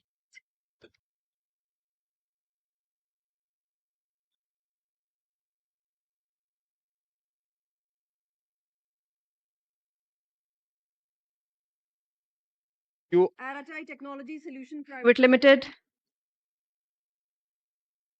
So you have you have seen that there are various use cases for which the Aadhaar app is getting integrated, but this is not the limited. You can have your own ideas to integrate Aadhaar app with your use cases, and you can get the solution for it. So wherever there is identity is needed at any point of time right now in physical form, that will get integrated with the Aadhaar app, and it will replace the manual physical photocopies of the Aadhaar, and it will be it can be done through the Aadhaar app. So thank you. Thank you, everyone. With this, now we'll have our Q&A section and we'll hear from you. And now we welcome your questions. Yeah. So we encourage concise questions to allow more participation from your end. We are also delighted to have respected media representatives with us today, and we would be happy to take few questions from them as well. So the floor is open. Please indicate if you wish to ask questions. So you may raise your hand. Our volunteers will be there to give you the mic to have your questions. Please. Yeah. So here in the front end, you can ask. We can hear your questions. Okay. So can we have mic, please?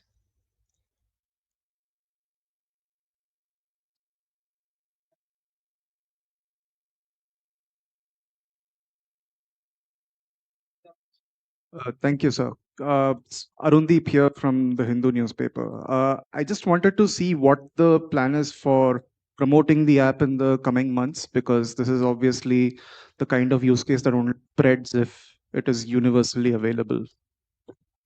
So can you just give us a sense of that? So we request Tanushri ma'am and Sabut sir also to join on the stage. So if, please. And Vivek Verma sir for the questions.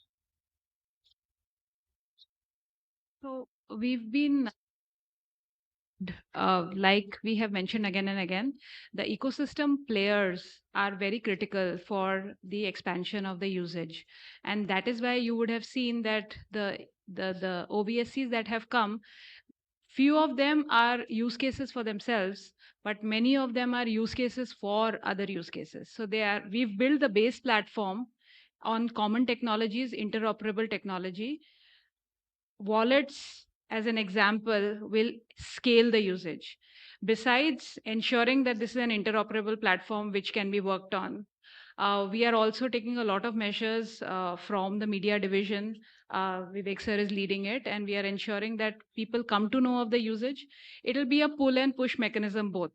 The more the number of people have it downloaded, the more the OBSCs will have the ease of using. And similarly, the more the pull where you go to an application and it asks for Aadhaar app integration, the more will be the push for people to download Aadhaar app and make it easy and an easier flow. Yes. Yeah, see, it's the classic flywheel effect, right? So an app, the more it is used, the more it will be downloaded, and the more it is downloaded, the more the user organizations are comfortable using it in their workflow. And so for us, I think getting that flywheel moving is the first task. So we are at about 1 crore downloads right now, but frankly, we should be at 20 crores or higher, and eventually that is. So I think the Gujarat, the Pathik app, for example, a use case is actually a very powerful one, so that anyone going to a hotel in Gujarat will find it useful to do it that way.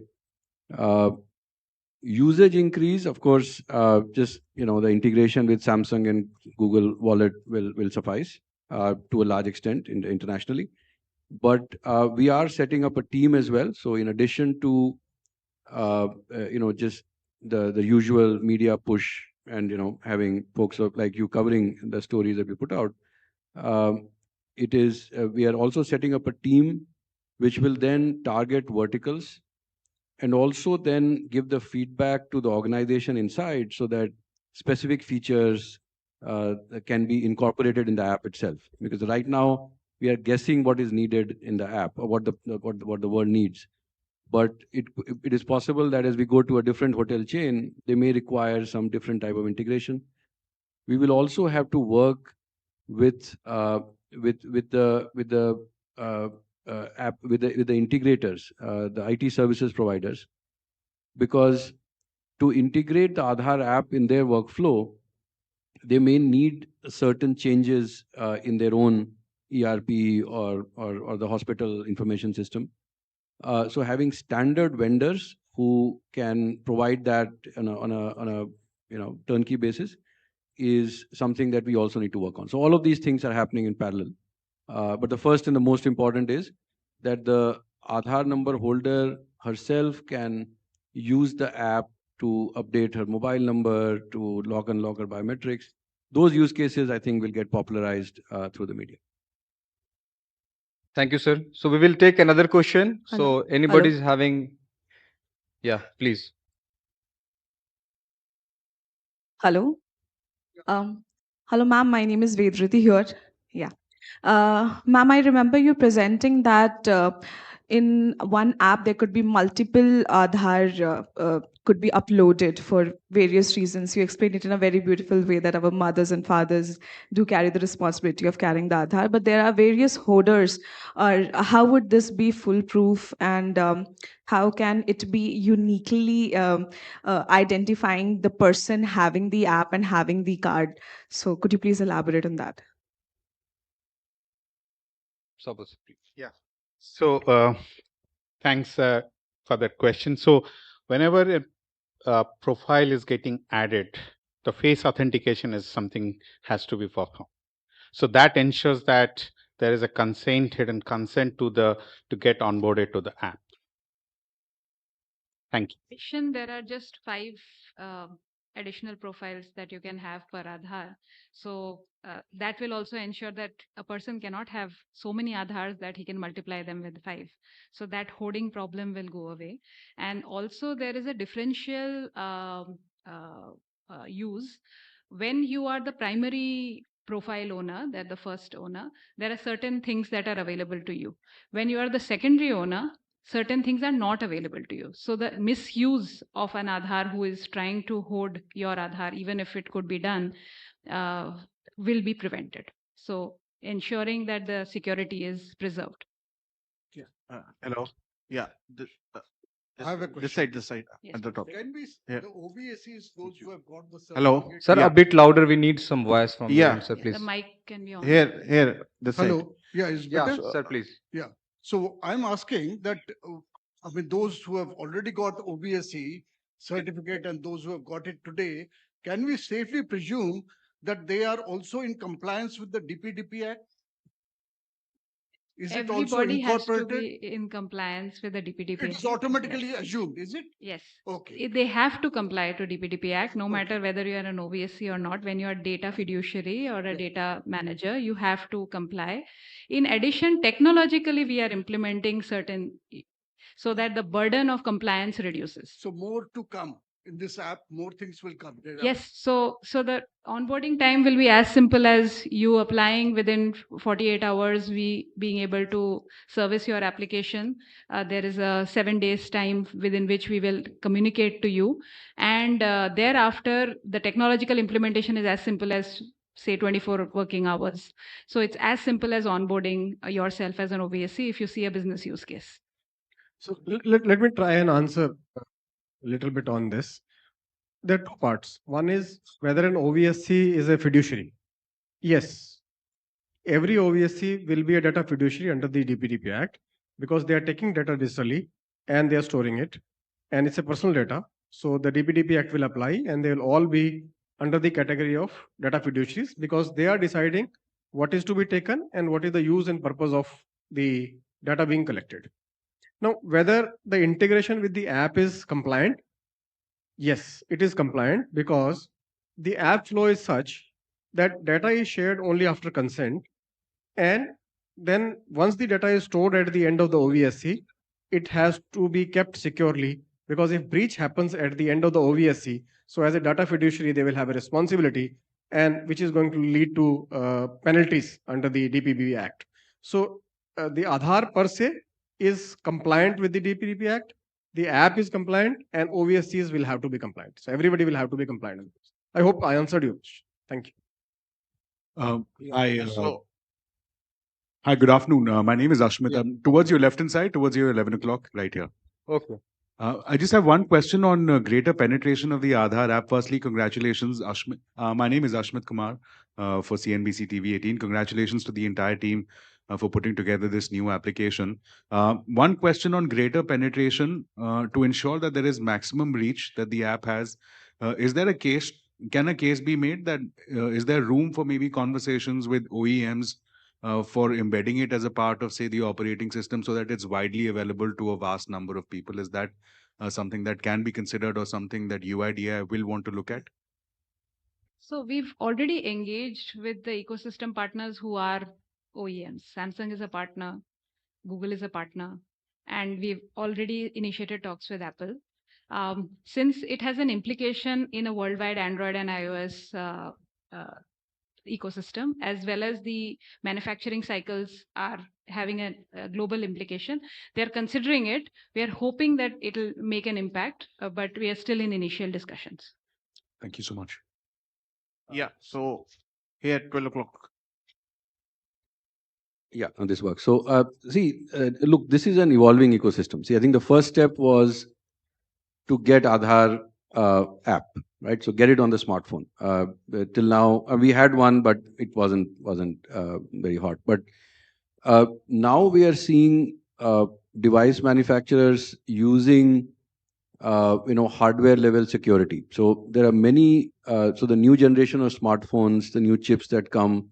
Remember that quantum is becoming powerful. So there are many things that the devices will now start enabling, and you can start trusting the devices a lot more. So, but now that we are on the app, so remember, it's a journey. We've started on this journey. This is the first step. So new generation of devices will come up with new features, which will enable us to do more things. So this is a learning curve. So we'll be there. We are going to engage with all of them. Prasoon from BTI. So my question is around Aadhaar has provision to discourage storage of Aadhaar data. UIDAI has that provision. But still, several offline entities continue to store that data. And even after this app, if it continues to take place, if these kind of activities happen, what mechanism Aadhaar has to stop such practices?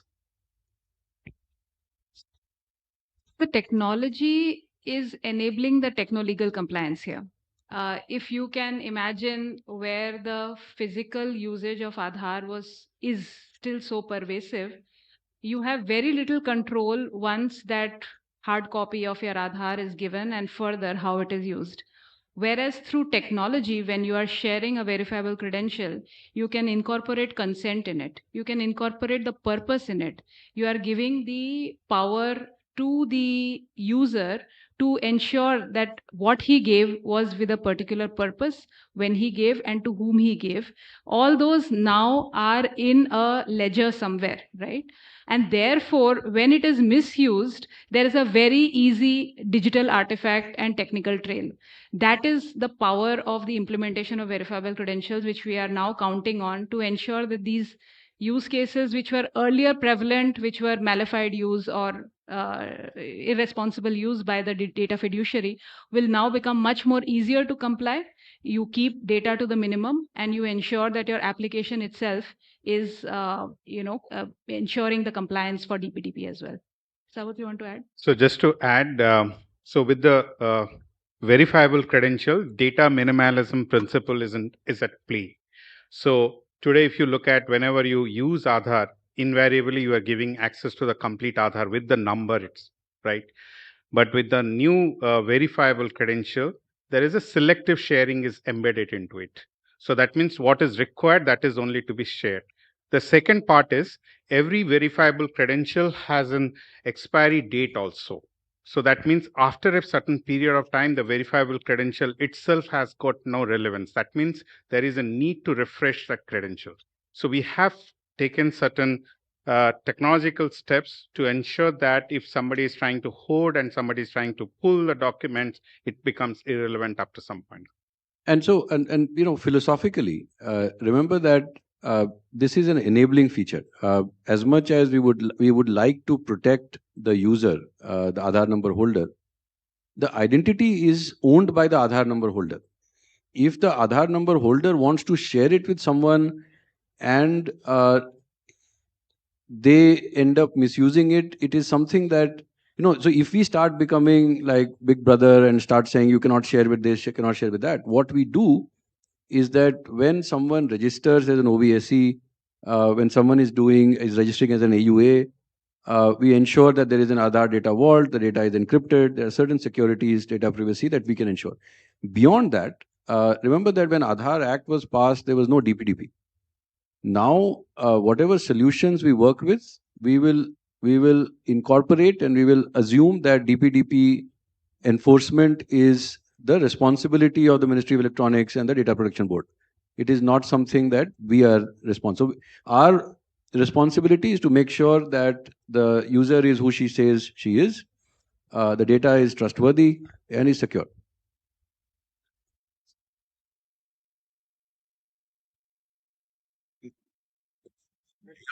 One question here. So there are people who misuse once they have the identity. Yeah, one question here. Yeah, but okay, so I get the question. The question is that if someone forces, like, so you go to a hotel and they say, boss, I'm not going to, accept anything. This digital will not work. You have to give me your physical Aadhaar, right? And I will photocopy it. Now, they are violating data protection. So that is a DPDP violation, and that the Data Protection Board has to look after. The user, even today, actually, we should not be sharing the physical Aadhaar, but we do, right? So the point I'm making here is that the identity belongs to the Aadhaar number holder. We should not try to be over vigilant and then restrict the access. Because see, what can we do?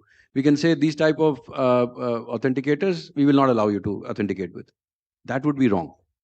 You see the options that we have, right? So we do not want to restrict usage.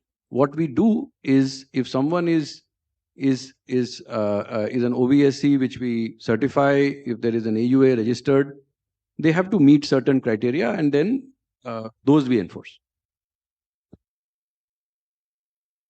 If you can use the mic, please. In several cases, like for example, hotel guys, they say that they have been asked by local police to keep the Aadhaar record, and local police is exempted, maybe exempted under DPDP because it's a government organization. So they will be exempted, and they are asking hotel guys to keep the Aadhaar. Now from that spot, that physical copy of Aadhaar can be misused, and people don't have any option. They have to follow the local police guidelines.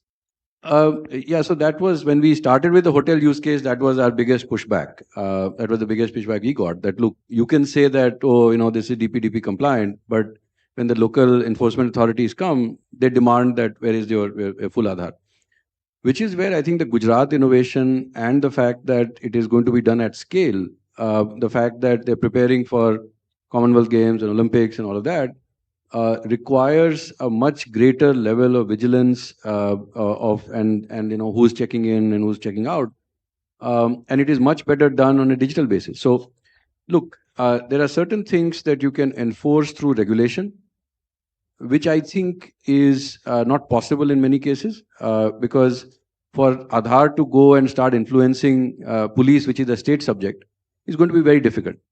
But what we can offer is a solution which is scalable, secure, and it is much easier for the senior police officers in that state to track.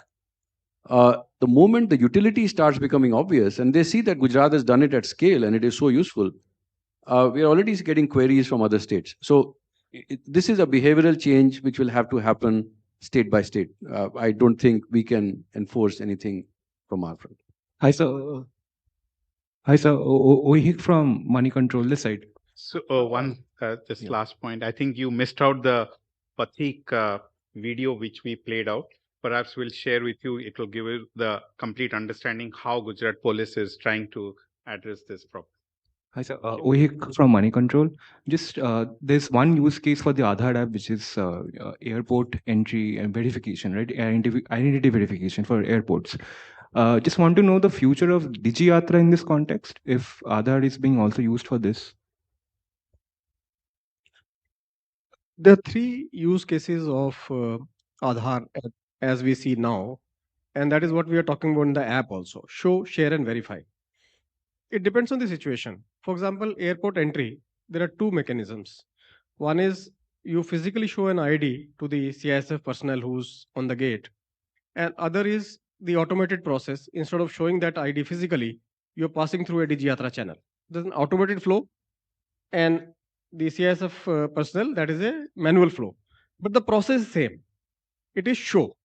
You only show. He asks that please show me your ID, and you take out one ID, and he will look at your face and look at the photo on the ID. Also look at your name, look at the name on the ID, and look at the name on the boarding pass, and he will say that yes, I accept it. Now there is a flaw in this, that it is not verified. Your ID is not verified. For example, even though I have my government ID, but how do we check it? So you believe it. So it's a show use case in most cases. The hotel use cases in most circumstances share. Verification is not happening. So you give an ID which is photocopied and kept, but whether that ID is genuine or not, nobody knows. And people do manipulations in the printed IDs. The third use case is verify. So you have the show, share, and verify along with the proof of presence. So if it is coming digitally from a verified source, then it is transferred instantaneously, seamlessly. It is coming with a trust, and there is a proof of presence involved in that. So all the four features can be covered through the Aadhaar app, which is not possible through any other means. And that is why Aadhaar app has a great value, and it depends on both sides. Networking has to happen. It cannot proliferate one-sided.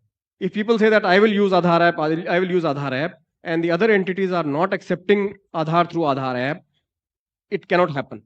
On the other hand, if the entities are asking that I will take Aadhaar app, but everybody else says, no, I will not give it through Aadhaar app, I'll give only a physical copy, then also it will not happen. So network effect has to happen, and that is why these OBSCs, the early adopters today, they are of immense value, and they have believed in the system.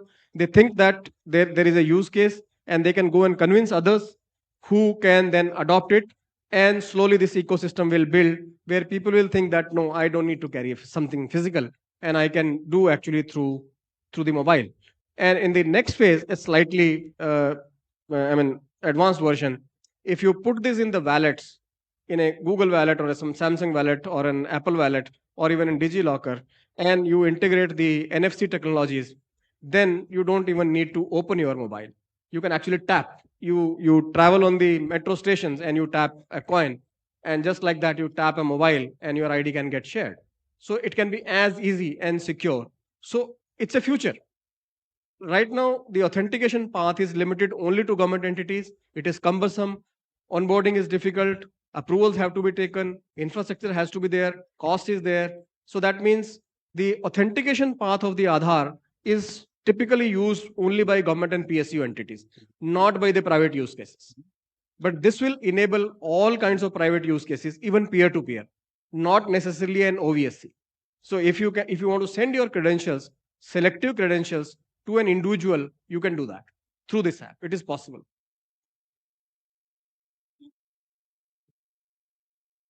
Hello. Okay. Uh, I had good a e- question actually. Good evening, sir. First the lady and then. Yes, Sir. my name is Aditi Agrawal. I'm an independent journalist. My first question is about the inclusion of different Aadhaars on the same device. And the big question there is, usually as the case that you presented, ma'am, would be related to families. So is verifiable parental consent on the cards for a future function?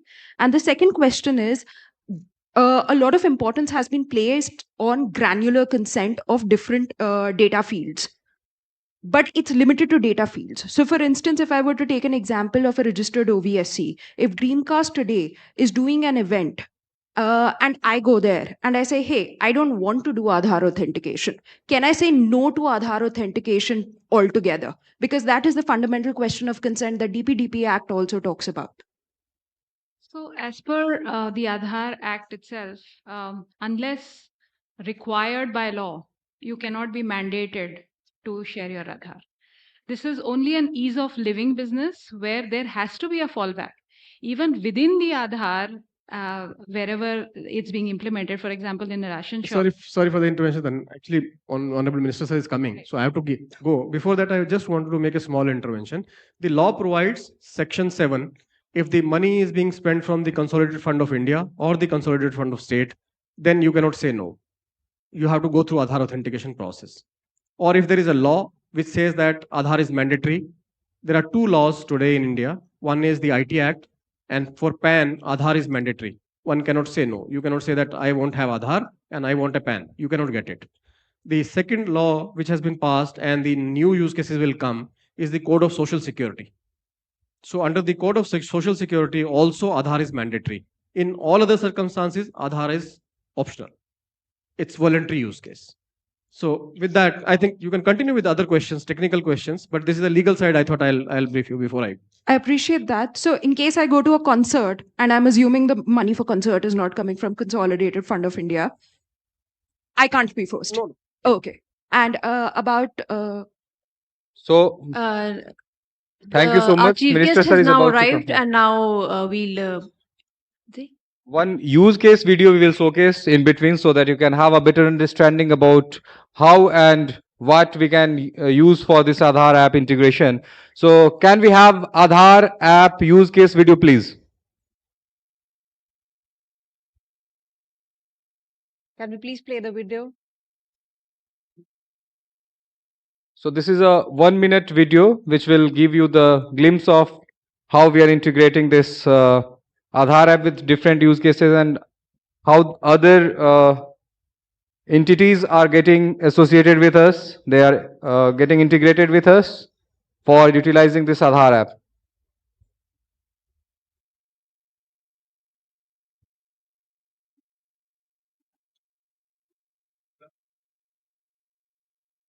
In a digital-first world, trusted identity verification is essential anytime, anywhere. For offices, Aadhaar-based offline verification enables verified identity as well as attendance marking through face verification. With Aadhaar-based offline verification, social media platforms can enable trusted profiles powered by user consent and secure verification. In residential societies, Aadhaar-based offline verification enables quick and secure visitor verification without manual registers.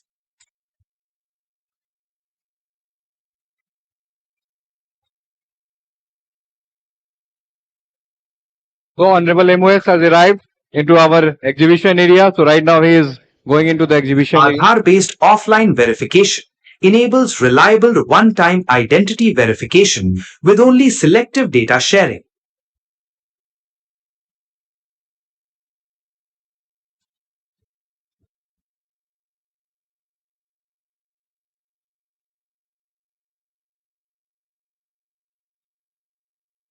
Secure, paperless and efficient patient registration through Aadhaar.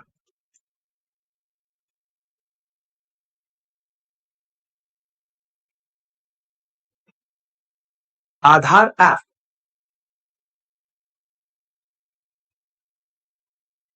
Show, share, verify.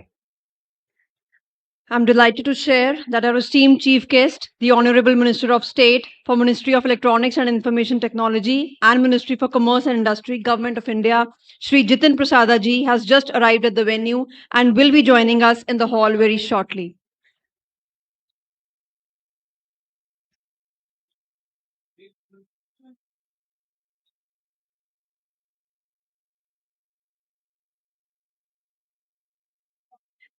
We are truly thrilled to have this dynamic and forward-thinking leader with us today. a key architect of India's progress in trade, industry, digital innovation, and technology.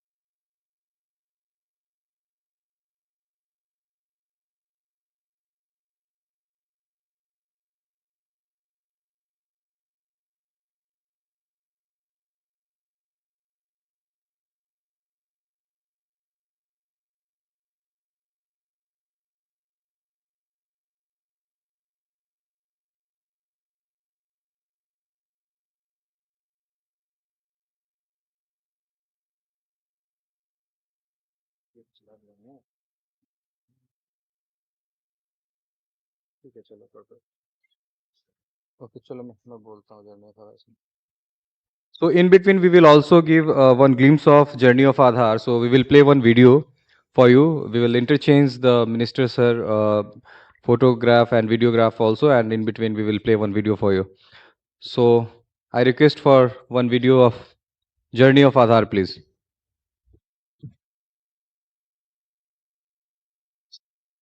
पहले पहचान बनाना मुश्किल था, मदद तक पहुंचना और भी मुश्किल। लेकिन आज आधार के साथ हमारी पहचान हमारे साथ चलती है, हर जगह, हर समय। आधार ने हमारी जिंदगी बदल दी है और एक विकसित भारत के सपने को अपना बना दिया है। मैं भारत हूं, मेरी कहानी आधार के साथ जुड़ी हुई है। 2010 में हर जगह आधार बनवाने के लिए कैंप लगाए गए, जिसमें मैंने अपना और अपने परिवार का आधार बनवाया। हमें एक नई डिजिटल पहचान मिली जो सबके लिए बराबर थी और पूरे देश में मान्य भी थी। राशन कार्ड में आधार जोड़ा गया, जिससे कालाबाजारी पर रोक लगी और हमारे हक का राशन बिना किसी बिचौलिए के हमें मिलने लगा। गैस सब्सिडी, छात्रवृत्ति एवं अन्य सरकारी सेवाओं का लाभ पाना और भी आसान हो गया। अब धीरे धीरे आधार की वजह से मेरा जीवन सुखमय होने लगा। इसके उपरांत आधार की मदद से मेरी बेटी का जनधन खाता खुला। असली वित्तीय समावेशन का एहसास हुआ। आधार की वजह से डिजिलॉकर और यूपीआई जैसी सुविधाएं मोबाइल द्वारा हमारे हाथों में पहुंची। गांव में रहने वाली मेरी मां को मेरे द्वारा भेजे गए पैसे उनके घर पर ही केवल उनकी उंगलियों की छाप द्वारा आधार सत्यापन कर मिल गए। अब उन्हें बैंक जाकर पैसे निकालने की जरूरत नहीं है। आधार से मोबाइल सिम लेना और अपडेट करना बस क्षण भर का काम रह गया।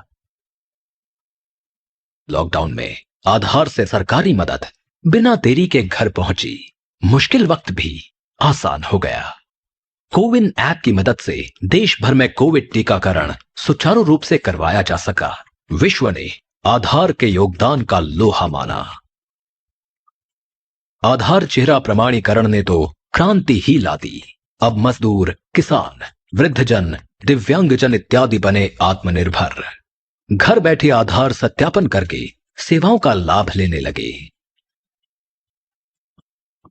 फिर मैंने अपनी बेटी के बच्चों का आधार बनवाया और बेटी को समझाया कि 5 और 15 वर्ष की आयु में आधार बायोमेट्रिक अपडेट जरूर करवाना, क्योंकि आधार ही है सुखी जीवन का असली आधार।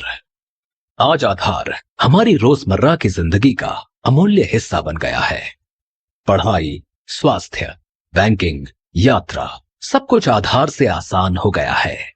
आधार न केवल सबसे सुरक्षित डिजिटल पहचान है, बल्कि इसे कभी भी कहीं भी सत्यापित कर असली पहचान का पता किया जा सकता है।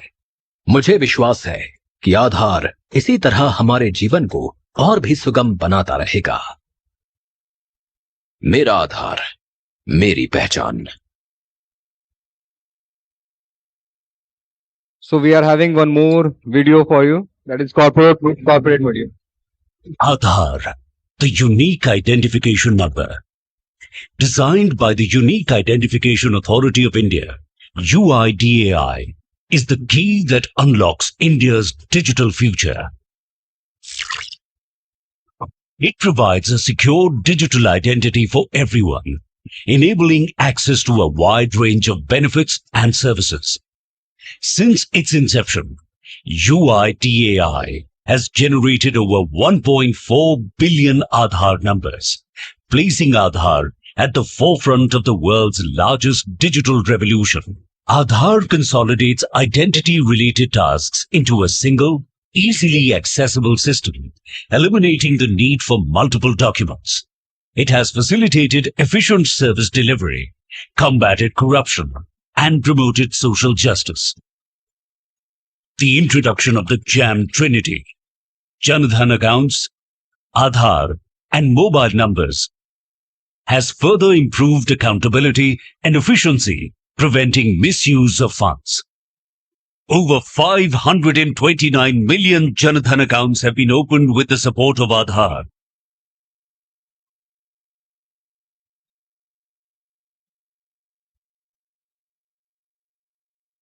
JAM Trinity has advanced financial inclusion and significantly eased living standards and business operations across the nation. Jan Dhan योजना की मदद से मैं अपने पैरों पे खड़ी हो सकी और दूसरी महिलाओं को भी आत्मनिर्भर बनाया. The UIDAI ecosystem includes over 2,400 schemes from the central government, state governments, and all regulated entities like banks, NBFCs, telecoms, and insurance companies. Resident centricity and data privacy are core to Aadhaar and UIDAI. आज Bharat digital transaction में दुनिया में बड़े बड़े record तोड़ रहा है। आज भारत के यूपीआई की वजह से आधुनिक डिजिटल पब्लिक इंफ्रास्ट्रक्चर की वजह से लोगों की ईज ऑफ लिविंग बढ़ी है। लोगों के लिए एक स्थान से दूसरे स्थान पैसे भेजना आसान हुआ है। Aadhaar enables pensioners to generate a digital life certificate using face-auth applications developed in-house by UIDAI and a secure Aadhaar-based biometric authentication system. अब हमें घर बैठे ही मोबाइल पे जीवन प्रमाण पत्र भेजने की सुविधा है. This transition to face-auth has been smooth and efficient, further streamlining processes for the elderly. Aadhaar facilitates quick and secure mobile connections through identity verification. Financial institutions, payment banks, and fintech companies use face authentication to onboard customers and provide hassle-free services. The NPCI's Aadhaar-enabled payment system, AEPS, allows customers to conduct financial and non-financial transactions at any banking point using their Aadhaar number or virtual ID to access their Aadhaar-linked bank accounts. As of March 31st, 2024, the total number of AEPS transactions exceeds 19 billion. Aadhaar supports over 72 million authentication transactions per day. Over 19.85 billion eKYC authentications have been conducted for purposes like income tax returns, banking, insurance, attendance, and other services. For farmers, Aadhaar has been transformative, making it easier to access subsidies and financial assistance directly into their Aadhaar-linked bank accounts. Jan Dhan योजना से न सिर्फ PM किसान सम्मान निधि, किसान credit card, फसल बीमा योजना सहित तमाम योजनाओं का लाभ मिला. Technologies like the Aadhaar-enabled biometric attendance system, AEBAS, ensure efficient and secure attendance tracking in various sectors, enhancing productivity and accountability. At its core, the Central Identities Data Repository CIDR uses advanced technologies for secure data storage and retrieval. The Aadhaar mobile app enhances accessibility, allowing users to carry their Aadhaar information securely on their smartphones. Aadhaar's APIs enable real-time authentication and verification across digital platforms, ensuring reliability and efficiency. Collaborations with entities like payments banks and innovations such as the AI/ML-based chatbot Aadhaar Mitra further enhance user experience and support. Aadhaar continues to empower India, facilitating inclusive growth and serving as a testament to the transformative power of identity. As we embrace a digital revolution, Aadhaar remains a beacon of transformative identity, enhanced by encryption and blockchain. It secures digital transactions, fostering trust and interconnectedness in our journey toward a digitized future. Aadhaar continues to empower India and facilitate inclusive growth. मेरा आधार मेरी पहचान.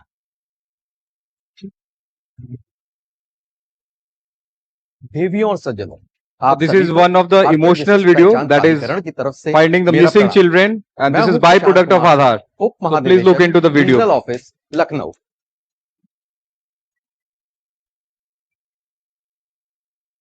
ये तो सभी जानते हैं कि आधार एक डिजिटल आइडेंटिटी है जो सरकारी सब्सिडी, डीबीटी और योजनाओं का लाभ पाने के लिए महत्वपूर्ण है.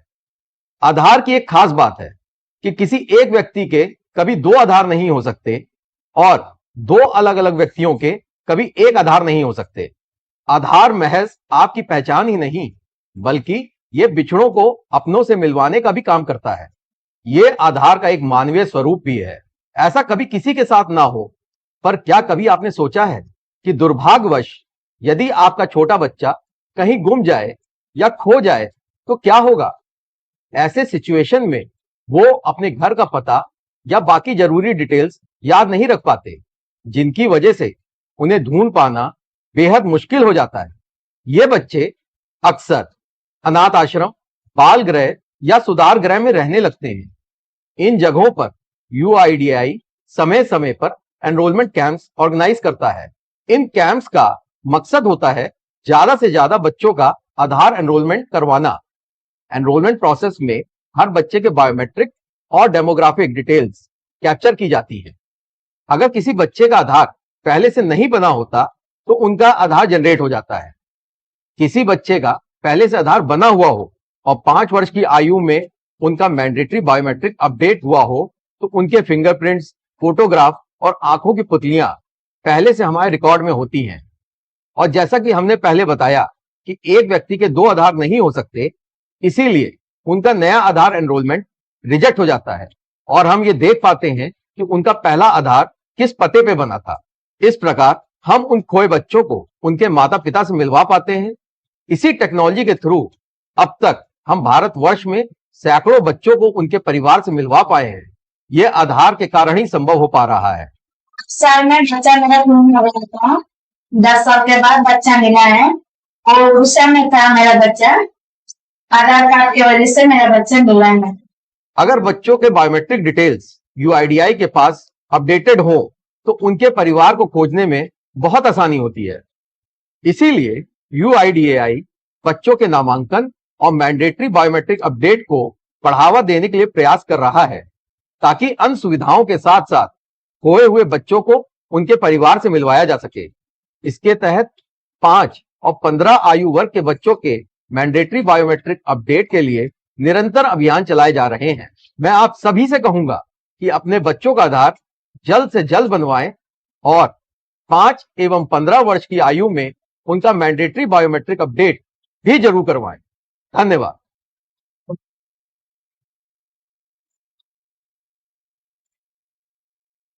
To inform all of you that UIDAI has given a new function of reporting death on the UIDAI website, and this is to avoid the possible misuses because of this. So we are having one video about it also, so we request to play the same.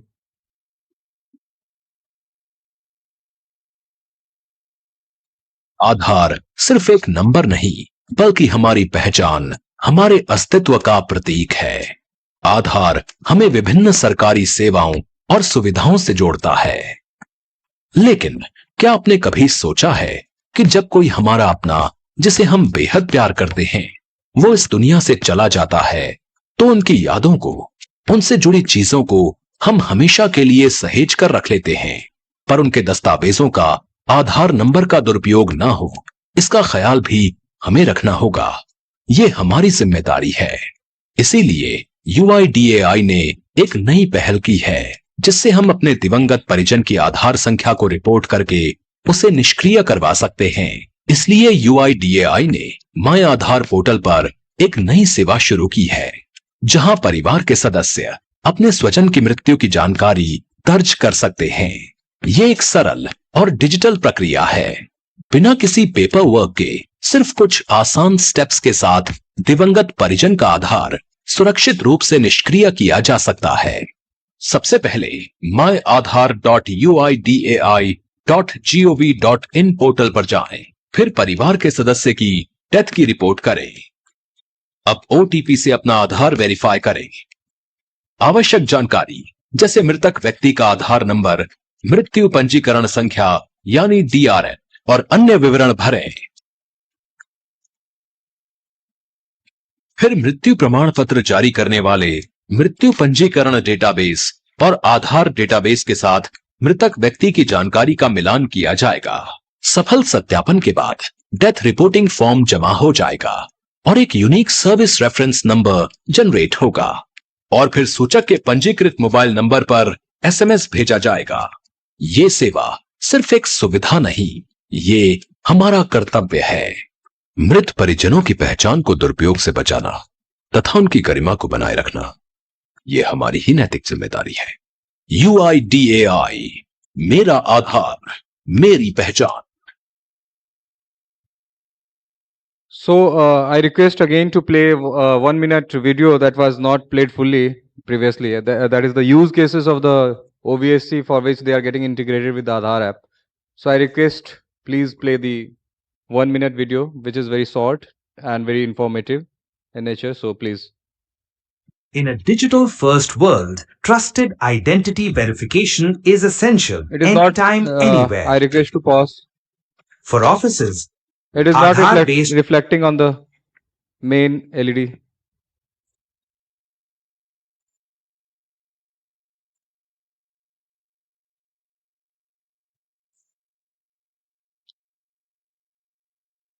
In a digital-first world, trusted identity verification is essential anytime, anywhere.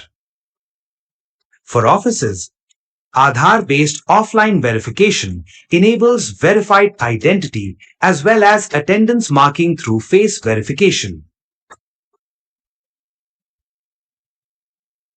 With Aadhaar-based offline verification, social media platforms can enable trusted profiles powered by user consent and secure verification. In residential societies, Aadhaar-based offline verification enables quick and secure visitor verification without manual registers.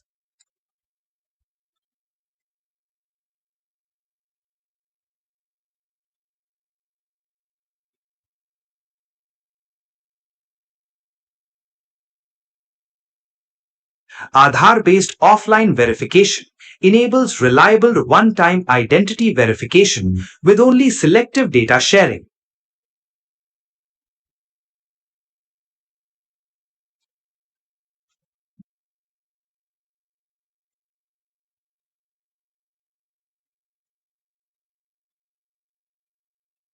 Secure, paperless, and efficient patient registration through Aadhaar.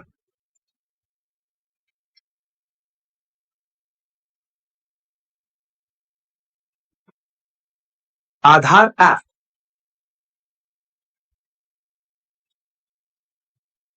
Show, share, verify.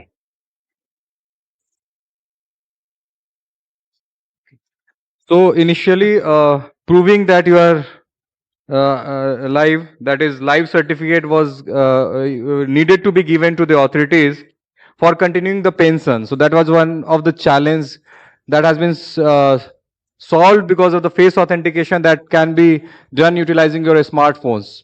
So we are having one video which is replicating the same, that how we have resolved this problem of the many of the senior citizens. So can we have one video? Okay. Has come. In between, we will stop hard stop. You will have a hard stop. Sorry, we can. Our minister chief guest is arriving, so we'll just wait for his arrival and then we'll start the main.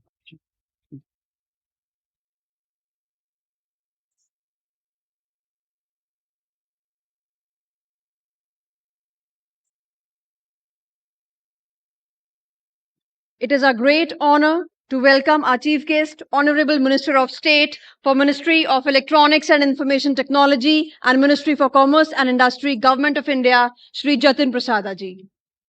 We also invite and welcome Honorable Secretary, Ministry of Electronics and Information Technology, Shri S. Krishnan sir.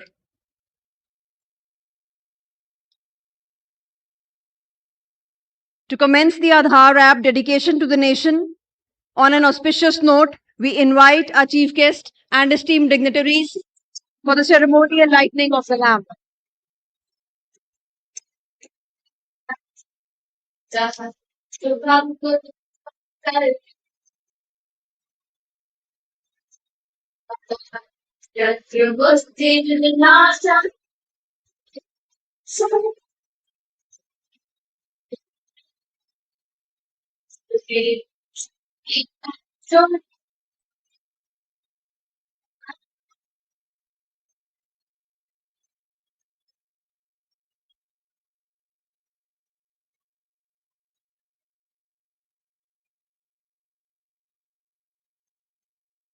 Ladies and gentlemen, let's welcome all our distinguished guests with a huge round of applause as we prepare to begin this momentous event.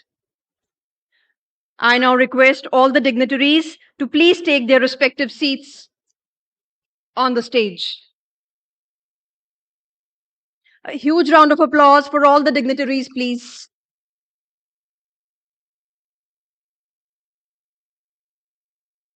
We are honored to have each one of them here with us today. We now begin the much anticipated address segment, where our esteemed dignitaries will share their insights, vision, and aspirations for the future of Aadhaar.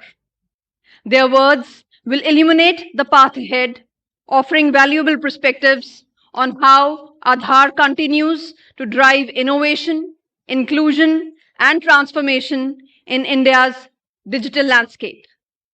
I invite Deputy Director General Shri Vivek Chandra Verma sir for the welcome address.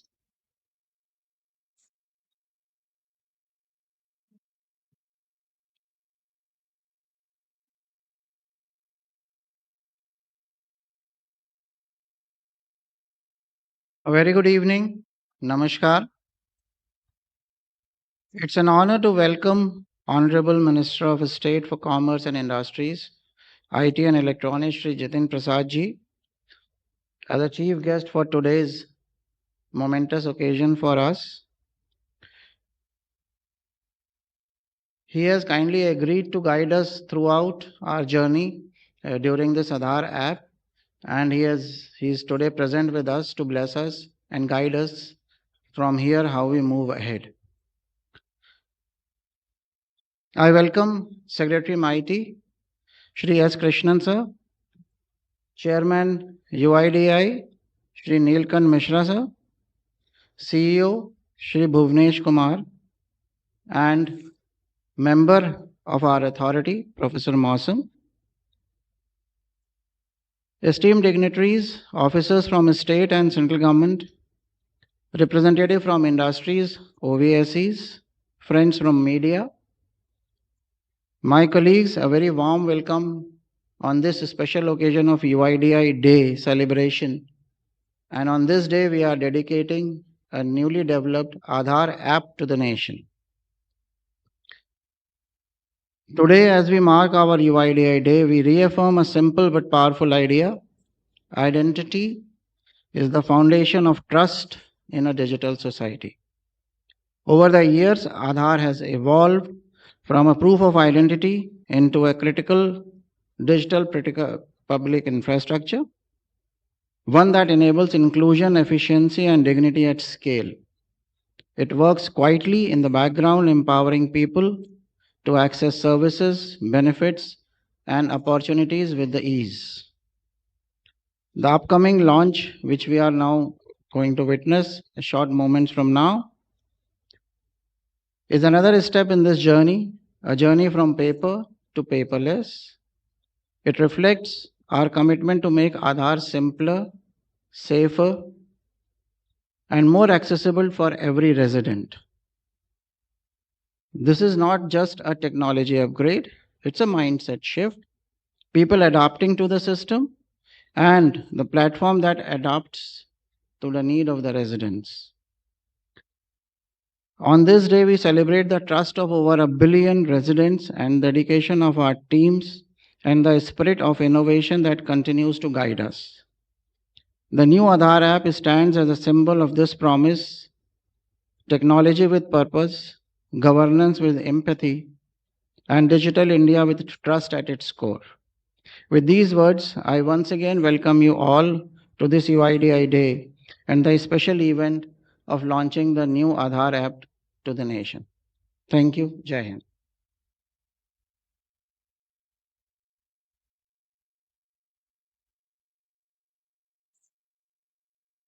Thank you, sir. Please welcome CEO UIDAI, Shri Bhuvnesh Kumar sir, to share his insights with us.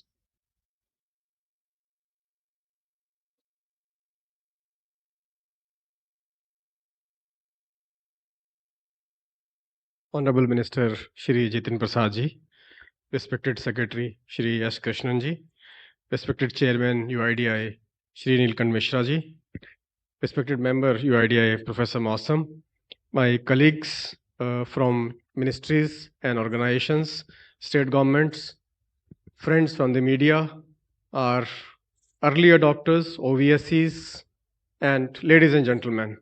I extend a very hearty welcome to all of you on this occasion of the UIDAI Day. UIDAI was established in 2009 on the 28th of January.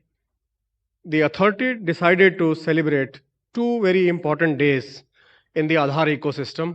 One known as the Aadhaar Day, which is the 29th of September every year, and 28th January, the UIDAI Day. So this is the first time UIDAI Day is being celebrated, just like we celebrated the first time the Aadhaar Day in September last year. So I wish you all a very, very happy UIDAI Day. I joined UIDAI last year, and whenever I met people, and especially peers, friends, college batchmates, they would ask me, everybody's got an Aadhaar. तुम करते क्या हो? Isn't it? So this is a question often asked. Even in family, it is a question which is asked. सबको आधार मिल गया तो अब बचा क्या है? काम क्या है? Perhaps I have to tell them, and maybe many of you know here, but maybe at the cost of repetition, I must tell you what we do as UIDAI. In spite of the fact that we have 99.99% saturation of the adult population of India, there is around 96% plus population of 5 to 18 age group and about 50% plus population of the 0 to 5 age group. With 143 crore Aadhaar generated over the last 15 years, there is still a population of about 2.25 crore which gets added to the population of India, and they all need Aadhaar. So we make 2.25 crore new Aadhaars every year. And how Aadhaar is generated? I'm sure you would all recall, I don't think anybody would not be having an Aadhaar here. Almost everybody, perhaps a few of our colleagues who traveled from overseas may not be having it. But if you recall, when you went to the Aadhaar enrollment center, you gave your 10 fingerprints, 2 iris images, and 1 face. And then all these 13 attributes are compared with the 13 attributes of all the 143 crore Aadhars in the database of UIDAI one by one. So the total number of comparisons which happen is 143 crore multiplied by 13, and if the result is negative, not even a single match is found, a new 12-digit number is generated, and that is known as Aadhaar. For most people sitting here, Aadhaar is a card. Everybody thinks, and if I ask you, do you remember your Aadhaar? You'll say no. But if I say, do you have Aadhaar? From your wallet, you will take out and show me a card and say that I have Aadhaar. But Aadhaar is only a 12-digit number, which is to be used for authentication as well as verification. This was the scheme which was envisaged when Aadhaar was conceived, when the law was passed. But Aadhaar has gone beyond those boundaries. It was not supposed to be a proof of citizenship. Not by law, it is not a proof of domicile. It is not a proof of date of birth. It's not a proof of address. But so many entities are actually using it. All the banks today pull the address from your Aadhaar if you give the consent. I moved from Lucknow to Delhi a few years ago, and I wanted to change my address in the SBI. I saw a link which said that you can change your address by giving your Aadhaar. And I did it, and in next 2 hours, my address in my SBI account got changed. And my next passbook and the checkbook got delivered at my new address. Now, in spite of the fact that we are not a proof of address, then why somebody is using that? Because while we are entering those addresses, we are doing those updates, we are doing a lot of due diligence. So when you submit your papers, we check them. We try to verify from them from the source. If those are not found to be correct, those are rejected. So for a bank, is it possible to do more due diligence than that? The only way perhaps would be to send somebody to your place and check whether that is your address. And if that is not possible, then the diligence done by UIDAI is far better than that could be done by bank. And that's why bank, going by the risk assessment, accepts the address from the Aadhaar as such. And in my opinion, a very logical decision to do so. The same thing can apply to the other things.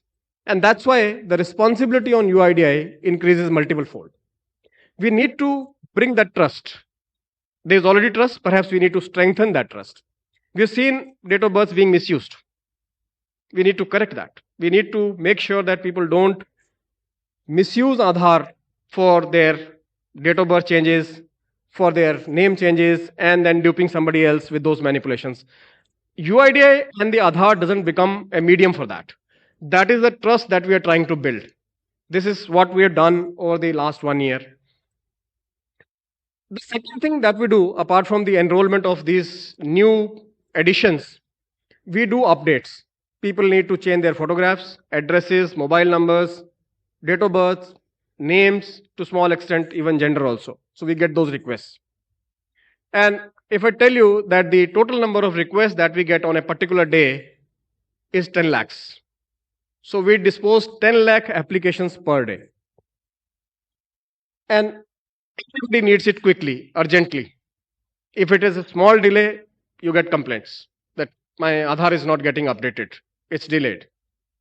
Or it has got rejected. We dispose 30 crore such applications every year. And every application has to be passing through a due diligence process. And then finally, the last part is the authentication. We provide authentication facilities to the requesting entities, whether you are opening a new bank account, whether you are taking a new SIM, whether you are making a payment, whether you are taking ration from a PDS shop, or you are marking attendance in government office. All these are Aadhaar-enabled systems and pass through an authentication process, and their number is 9 crore per day. So 9 crore authentication per day happen. So this is what UIDAI does broadly. The law provided basically for authentication ecosystem under the Section 7 for those cases where the money will be spent from the Consolidated Fund of India or the Consolidated Fund of State, or wherever the authentication is mandated by law. So there are many laws which have, many acts have been passed where Aadhaar authentication is mandated.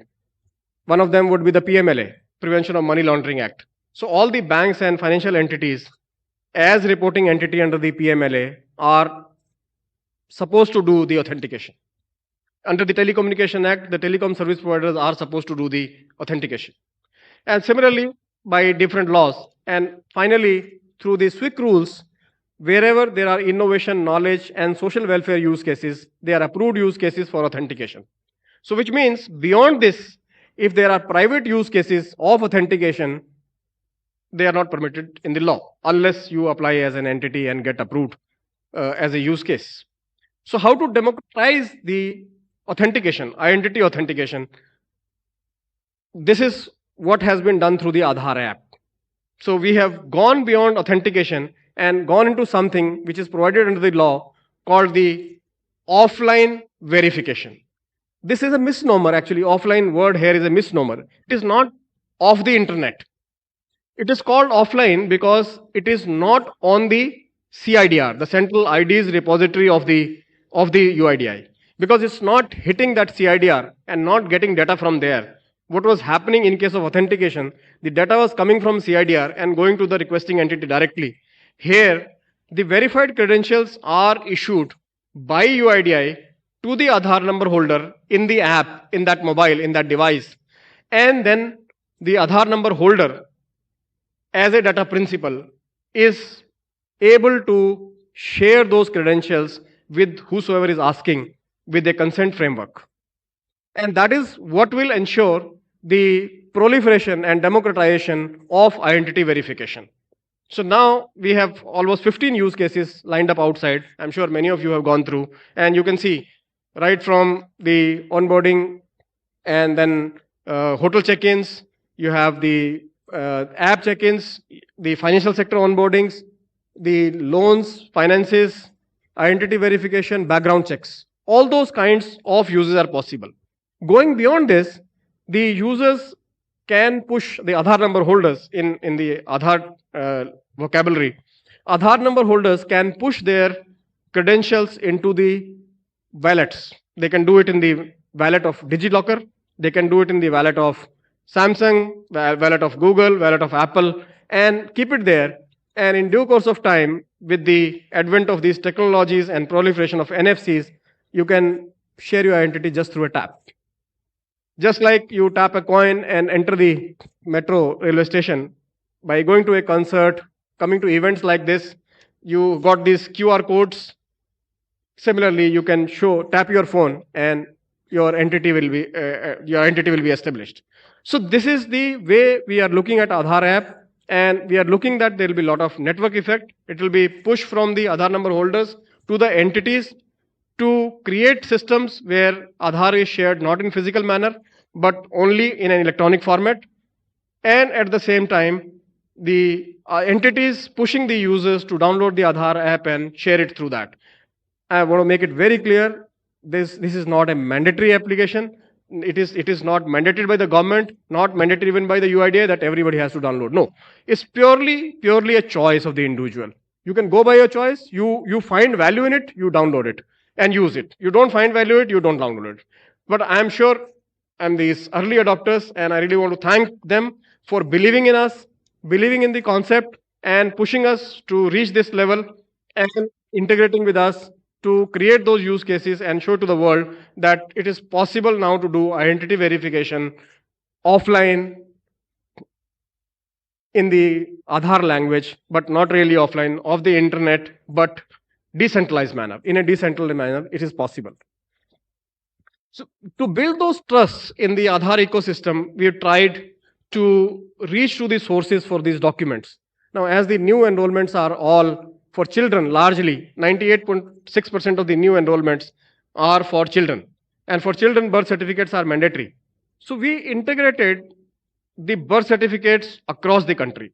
So today, except for Secunderabad Cantonment Board, out of the 61 cant boards, that's the only one left.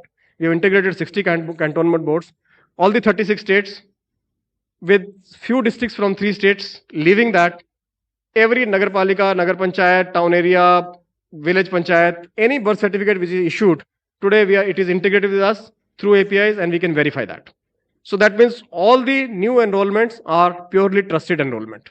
We have done reform in the date of birth system. We have stopped all kinds of mischiefs, those were happening. We have given one last opportunity to people who have created wrong dates of birth to correct it.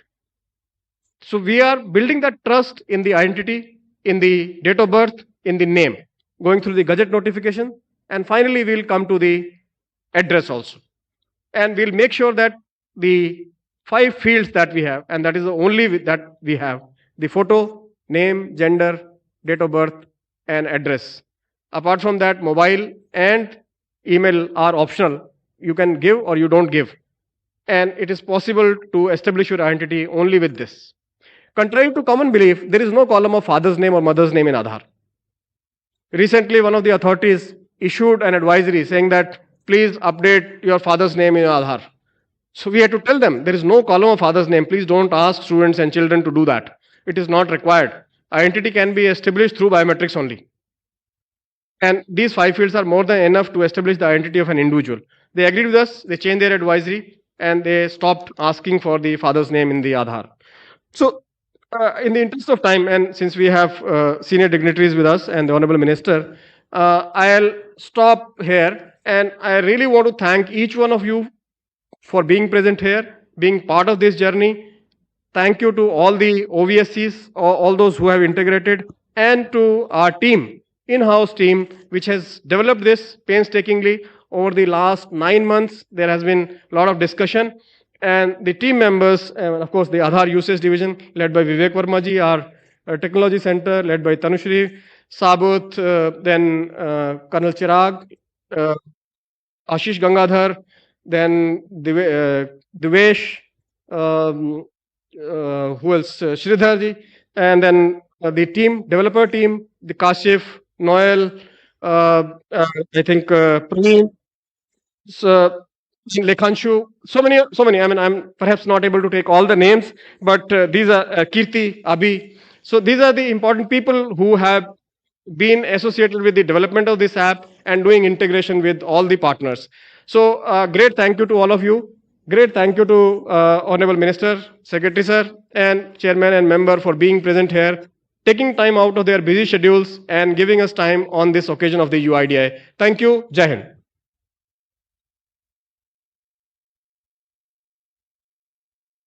Thank you, sir. It is my pleasure to now invite Chairman UIDAI, Shri Neelkant Mishra, sir, to give the keynote address.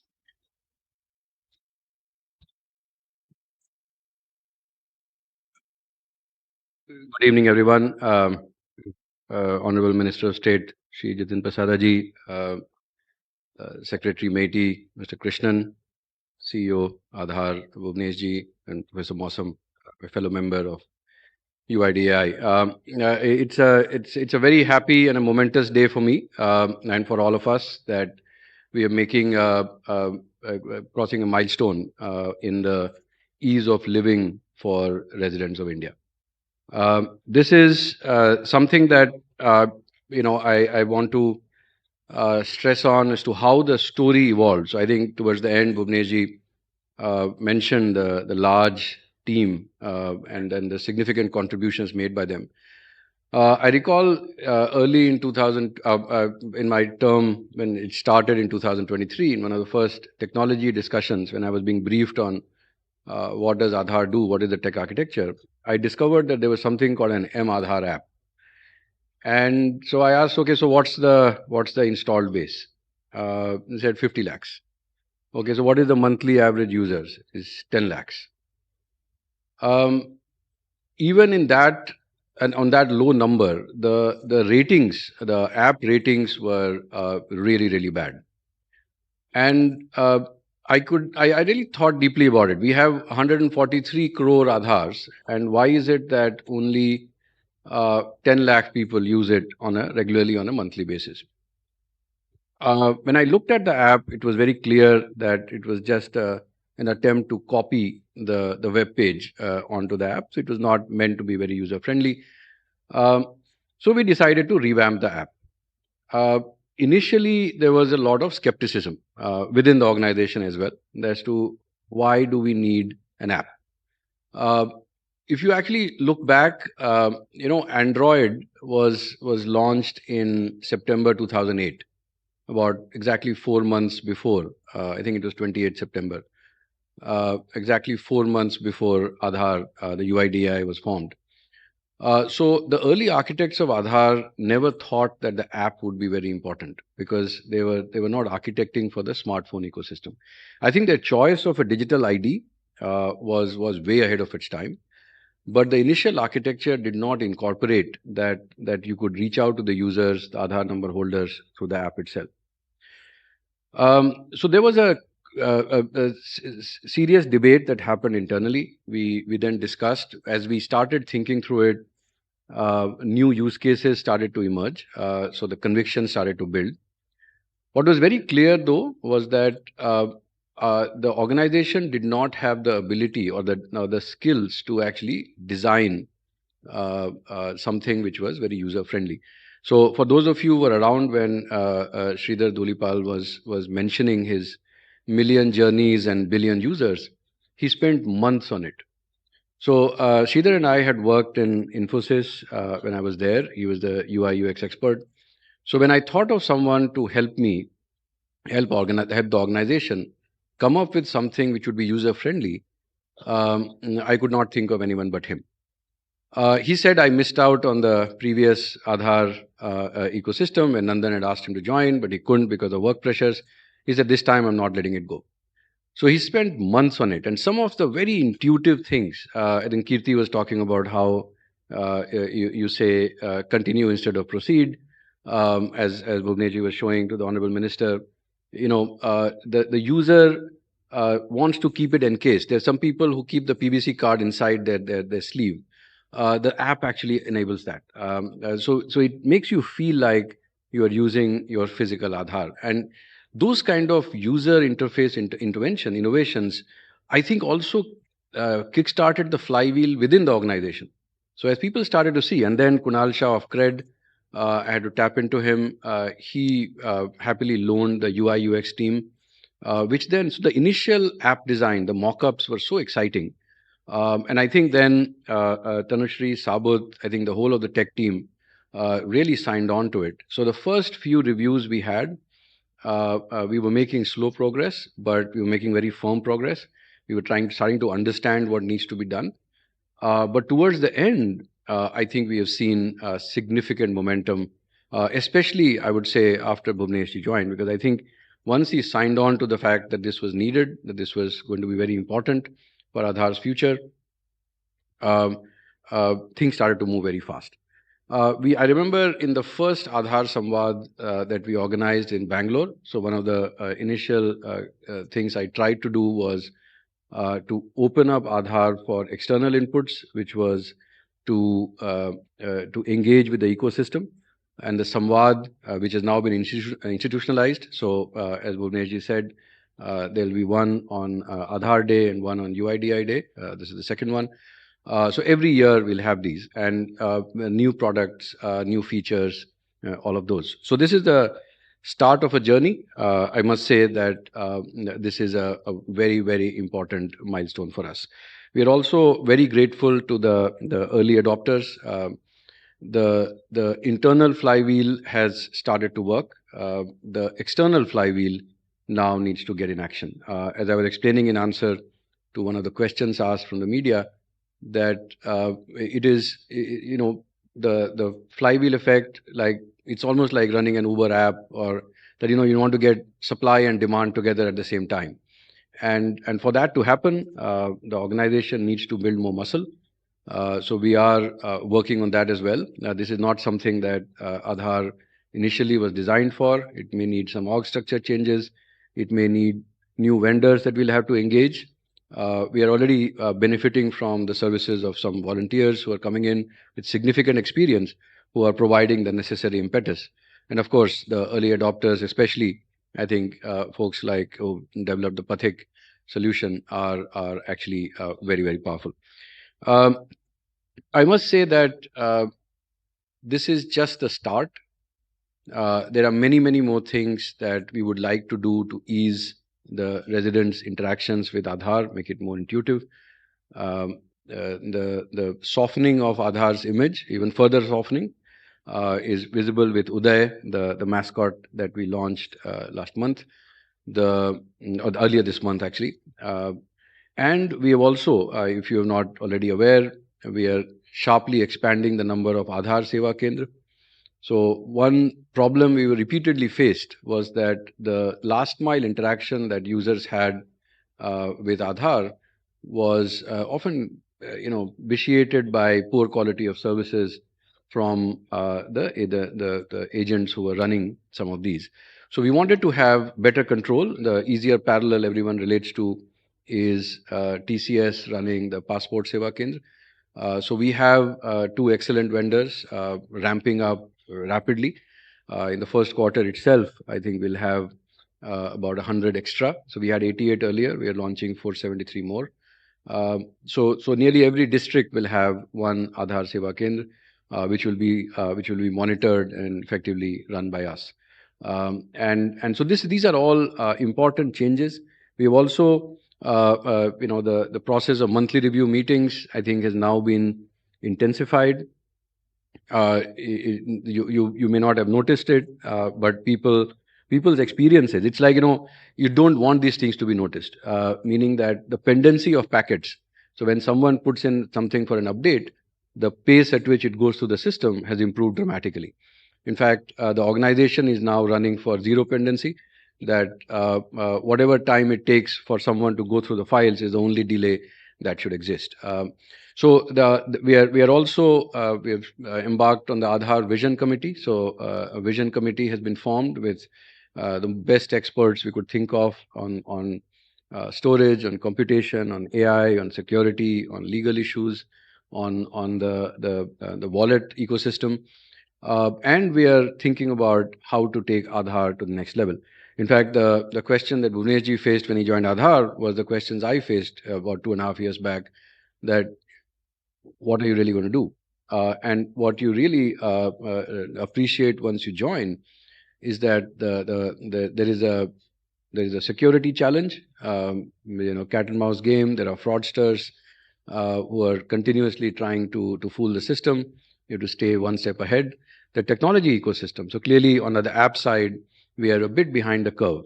We should have been in the third or the fourth iteration of this, but we are on our way, and we are moving very firmly. So I again thank you for joining us on this momentous day, and I appreciate the partnership from our partners, and of course the Aadhaar team, which has worked very hard to bring us to this stage. Thank you very much.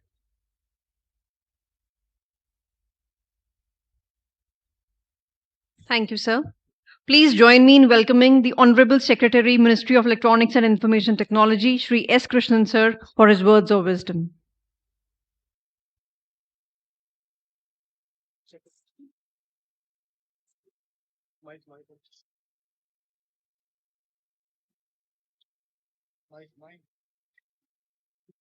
Good evening to all of you. It was suggested to me that I should try this side of the stage and use this mic to avoid echo. So I hope it sounds better. I don't know how it sounds on that side, whether it sounds any different, but you should tell us whether it sounds any different on this side. The Honorable Minister of State for Commerce and Industry and Electronics and Information Technology, Shri Jitendra Prasad ji.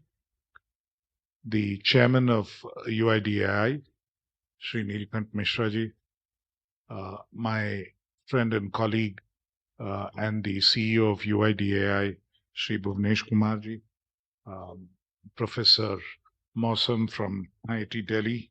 Ladies and gentlemen, it gives me great pleasure to be present here on the occasion of UIDAI Day. And UIDAI celebrates 2 days. One is Aadhaar Day when the first Aadhaar is issued, and UIDAI Day when it was founded. So it's fairly fitting given how significant all the work that is going on within the Aadhaar ecosystem and as the foundational digital public infrastructure of this country, which is enabling much else in the DPI space. It's important that due attention is paid to this, and we use every opportunity to actually expand what we can do with this digital infrastructure that we have.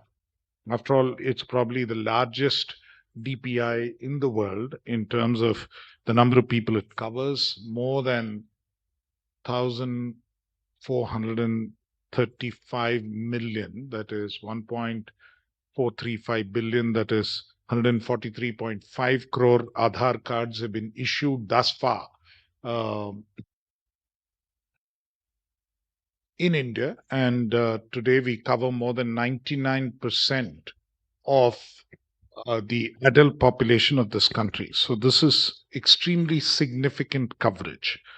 What we do with this and how we are able to do it significantly better is what is important. A large number of services are getting delivered using Aadhaar, but there's a lot more that can be done. And that is the key element that we are looking at. And we are trying to do this amid concerns of privacy, amid concerns of security, because this is such a large database and such a large amount of some extremely sensitive data, with which I think both the ministry and the UIDAI are very, very concerned that, the privacy and security elements are something which should be foremost. And whatever applications are developed, we need to work on the basis and on the principles of data minimization in terms of what we share, and also on the basis of trying to see that to the extent possible, there is preservation of privacy in the way that we operate. I think those are the two critical aspects that we really need to take care of. And in that context, the launch of the Aadhaar App, I believe, is a very, very significant step forward, because what it does is it allows digital Aadhaar access, and it works on precisely these two aspects. How do you sort of enhance privacy? How do you enhance security? Because what it enables is selective credential sharing, that the credentials that you share with any entity or anybody else is something that you can limit to what is needed for that particular purpose. If you want to share just the identity related information and some contact information, so out of those five fields of data that Aadhaar holds, you can just share that information with somebody. Likewise, if you want to share just the age related information, you can share that. Many of you would have seen the kind of applications that have been developed on top of this particular Aadhaar app by various startups and other companies, and what can be done, what the possibilities are with how this data itself can be used. And I think that's a significant way forward. And I think that is something that truly represents and truly sort of embodies the spirit of data minimization in the way that it has been done. And most importantly, I think this entire effort is voluntary. It is a question of, you are not required to download the app. There is no obligation to do so. You do so if you find that it is a service that you can use. And when you download the app, you also have control over the various fields as to what you need to share and what is it that you want to provide to somebody else. It is not that, automatically you share everything. Just to give you an example, see, very often, and around the time that I joined MeitY and so on, frequently the newspapers would write, or there would be some news article somewhere, somebody raising this issue saying Aadhaar data has been leaked. Now, this fundamentally does not mean that anything is leaked from any of the databases of Aadhaar. It is never a database leak from UIDAI. I think it's been one of the most secure databases thus far, and they have managed to sort of retain that through a lot of technical effort and a lot of effort in maintaining the security. What happens is some operator somewhere collects a whole set of Aadhaar numbers because, they are verifying identity of somebody.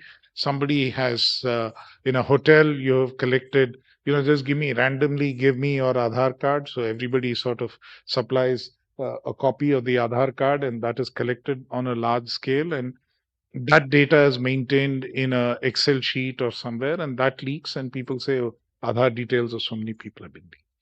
I think that is what creates the vulnerability. And over time, that kind of data builds up.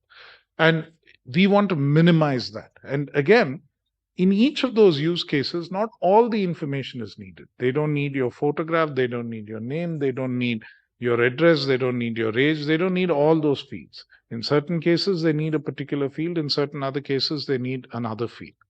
So if we are able to give the user greater control as to what part of it they share and the manner in which the verifiable credential is shared, then clearly it can be of greater comfort both to the user and to the agency which stores the data and retains the data. To that extent, I think this is a technological advancement, a digital advancement which truly helps.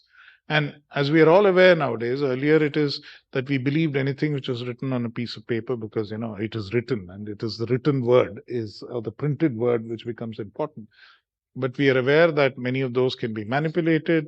We have come across cases where identity documents are manipulated in terms of replacing something somewhere. So verifying it back with a digital backup or verifying it back with the original database is one of the more secure ways of actually verifying what exactly that the data that we have shared, the credentials we have shared. And that is where, again, the Aadhaar app scores, because what it enables is verifying back with the database as to whether the identity of the person is correct and making sure that you have obtained the right data regarding that individual person. So I think fundamentally we've achieved greater credibility, verifiability. That is one aspect of it. Minimizing the data which needs to be shared and giving the users greater control over the way this data is handled. I think all of these have been achieved through the launch of the Aadhaar app, which is something of considerable great utility and which the way that it takes off and the way that people use it will really depend on what utility they find in it, what uses they find for it. And that would be the way that this would really go forward. And probably by the time we assemble for the next round of the UIDAI day, and we'd have greater clarity on how all this came together. And I think that would be truly what is significant, and that is what I would truly underline, because this is a basis on which a lot can be built. And now that we have also amended the SWIC rules to enable the private sector and others to use this on a secure basis, and with the Aadhaar app, this is something which can come into much wider use in a range of use cases that can be created even by the private sector in cases where true public interest is served. There are still, of course, checks and balances as to what kind of use cases can be taken up and how use can be permitted under the SWIC regime as well. And that is something which we will continue to preserve, that truly the public interest gets served through this process. But again, while the public interest is being served, all other elements are also addressed, and especially with the DPDP Act, which is impending, in terms of what consent managers can do and how they can manage the way that the consent data is handled, and also the kind of service that they can offer to various citizens, and especially, an issue which we frequently confront within the ambit of the DPDP Act is age verification and how age verification will get done. And I think we are in a position where with the Aadhaar app, there is actually a way that age gating can seamlessly apply without oversharing of data. And that is truly a useful application that can come about. So in a range of ways, let me compliment UIDAI and all the work that they have done to create this extremely user-friendly tool, which will truly enable the country to become more digital and more safe at the same time. I think that is what would really be the achievement of all of this effort that we are putting in. And I really hope that this is the first step in a number of forward movements that we will have in both enhancing security and privacy of individuals, which is held by the Supreme Court to be a fundamental right, and at the same time seamlessly enabling digital transactions, which is what, in terms of both convenience and in terms of what the public expects of the way services are delivered, that becomes an important element of that. And I'm sure this will enable a lot of that to happen in the days to come. Thank you very much for having invited me to this occasion. And I wish all members of UIDAI a very happy UIDAI Day. Thank you. Thank you, sir. It gives me immense pleasure to share an exciting milestone, Aadhaar App Dedication to the Nation, a groundbreaking digital solution designed to make Aadhaar services more seamless and accessible than ever before. This transformative initiative reflects our unwavering commitment in strengthening digital public infrastructure and enhancing ease of living for millions of Aadhaar number holders across the country. It is our distinct honor to have our esteemed Chief Guest, Honorable Minister of State for Ministry of Electronics and Information Technology and Commerce and Industry, Government of India, Shri Jitin Prasada ji sir, for officially unveiling of the Aadhaar mobile app. His visionary leadership continues to steer India's digital transformation, and we are privileged to have him lead this milestone moment. May I now request Honorable Sir to please unveil the Aadhaar app and dedicate it to the nation. Years, proving who we are. Men carrying photocopies, folded papers, faded printouts, documents that could be misplaced or misused. Often, for the smallest service, we shared all details when only specific ones were needed. In a digital India, it was time for something better. Aadhaar, the digital foundation of a billion dreams. Aadhaar began its journey in a simple form. Aadhaar number was delivered to homes across the nation in the form of Aadhaar letter. For millions, this letter wasn't just a document. It was identity, recognition, access, a unique 12-digit random number, opening doors to services, dignity, and inclusion. As India moved forward, technology advanced, Aadhaar evolved. From paper to e-Aadhaar, secure, digitally signed, instantly accessible. For those who still wanted a durable physical card, UIDAI introduced Aadhaar PVC card, compact, durable, trusted, and then Aadhaar entered the smartphone. Identity became mobile, personal. Presenting the all-new Aadhaar app. A smarter, safer, paperless way to use and share your identity at your convenience.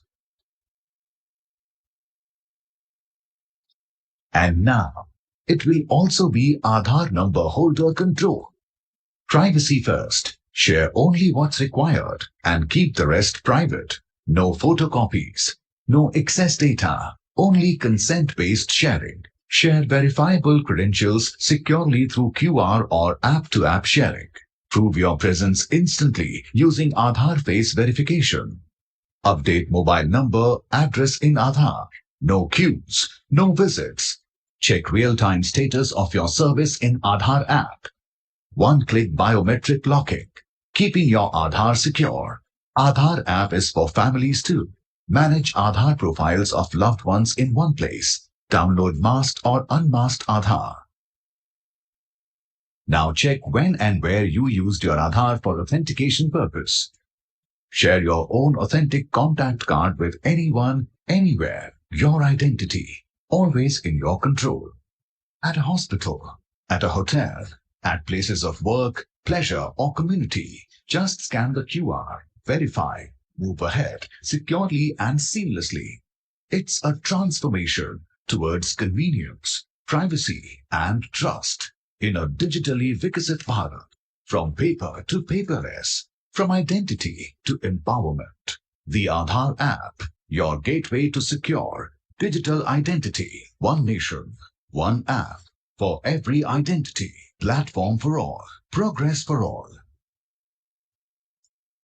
Mera Aadhaar, मेरी पहचान।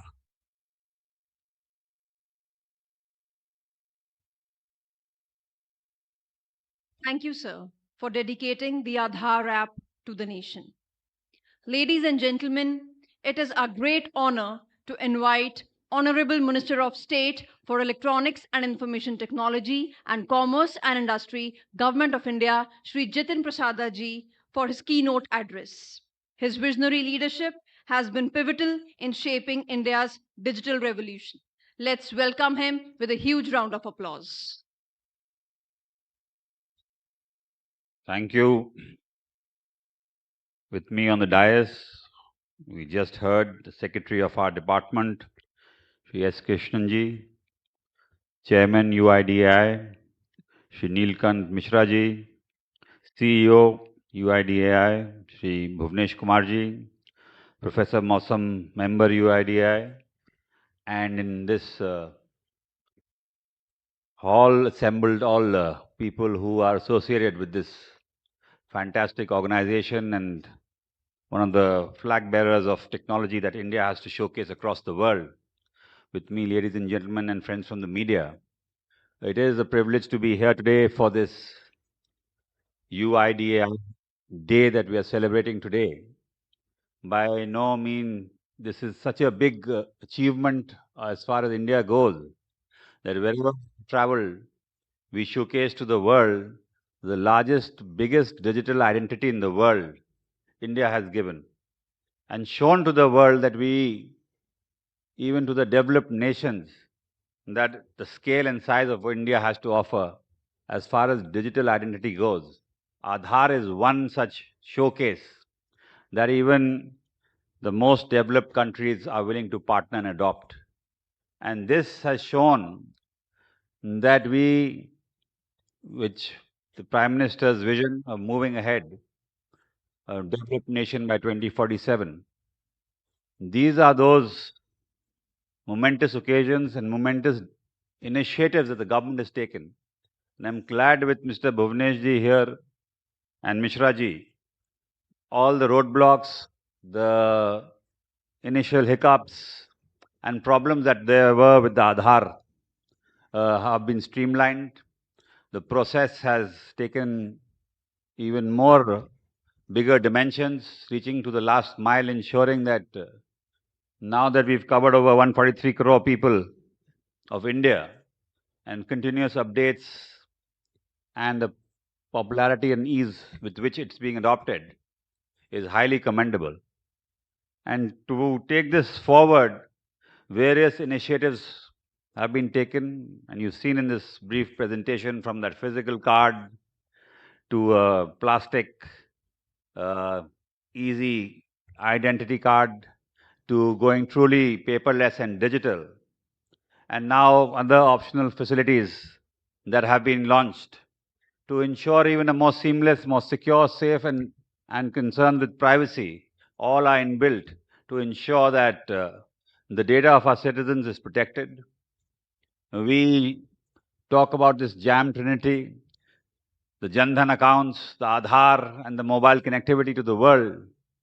And with this kind of a database, with these kind of numbers, which only in the Western world people can imagine, but here we are showcasing that apart from this digital identity at such a large scale, we are able to protect the data. We are able to protect the citizens of our country. So it has a double edge. On one end, you want to go digital with these numbers, but on the other hand, the government has the responsibility to ensure the safety and security of this data. And we've always seen that there are always attempts to breach, to ensure that there is some kind of disruption. But I'm glad the government is using all its resources, and everybody in the whole ecosystem is collaborating well to ensure that data is secure. There are very minimum leakages, and whatever leakages that there are, Secretary Krishnan has just outlined, they are because of the physical part of it that has been, used, be it in a hotel or be it in a hospital or be it somewhere else. So once you do away with all that, you ensure there's more safety and security as far as the data is concerned. So I'm glad, and I also know that You must have had a heavy day with the kind of speeches that you just heard and the lengthy speeches. So I'll just try and keep it short. And most of the things have been covered because my speech and Bhuvnesh ji's speech is made in the same section. So I don't want to repeat the same things, but I was very fascinated, and I compliment everybody outside who was showcasing the new ways which Aadhaar has been adopted, and how verifications on various people can be done with minimum ease. How from hospitals to hotels, which I just mentioned, limited sharing of data, and totally voluntary. Nothing is compulsory here. It's only to make a better feel and a better ease of doing business that the Prime Minister talks about. These are those initiatives that we want to do and focus on two things in the government: is ease of doing business and ease of living. So it has to be hassle-free. It has to be seamless. It has to be without any compliances, and it has to be totally voluntary. So there's nothing which is mandatory. But it's in the choice of the consumer, the user, how he wants to adopt and use the facility. But it's totally fascinating what I saw outside, and it will go a long way to ensuring the tech edge that India has. And we continue to come out with better facilities, better options, better provisions to ensure that we remain at the cutting edge of technology and ensure that the whole world today is looking at India as a skill capital, as a digital capital of the world. And next month, I must use this platform as well.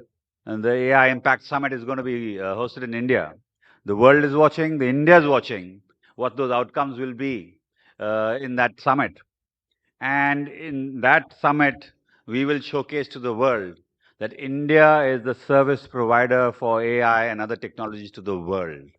And it is that summit which will ensure that it is being held in India, but is held for India as well.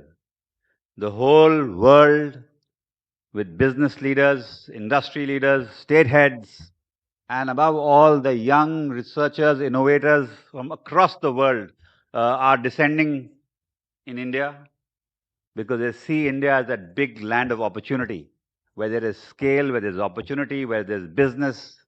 And over the years, we've seen India transform under the able leadership of Prime Minister Shri Narendra Modi ji, where we can say, and yesterday only, we did a historic trade deal with the European Union, which is, like has been said, the mother of all deals. Till now, we only had 25 free trade agreements, but in one shot, we've got a free trade agreement with 27 countries.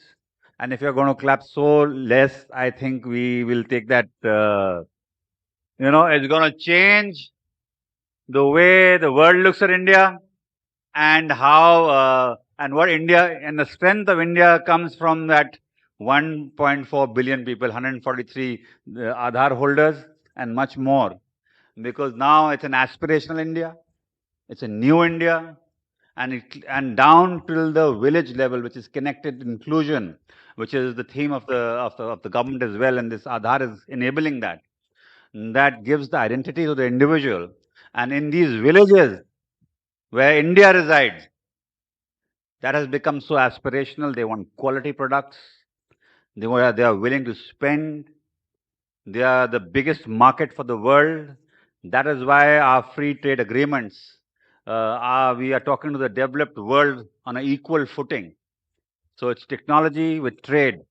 And that's the combination that India is moving ahead with. And with those words, I think that'll be enough for you to soak in and take back home, that we are moving ahead and marching ahead in every field. Once again, thank you and the whole organization for having invited me.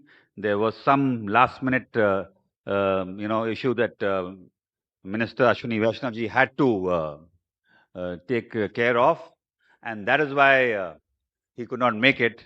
But I hope you're not disappointed. Thank you.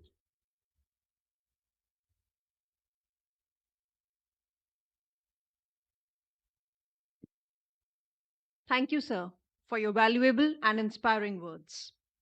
Ladies and gentlemen, the new Aadhaar app is a cornerstone of our digital infrastructure. Now we are honored to invite our newly registered OBSCs who have received their registration certificates today to please come forward for a group photograph below the stage to accommodate all with the Honorable Minister. I invite all the dignitaries on the stage to please step forward for a group photograph.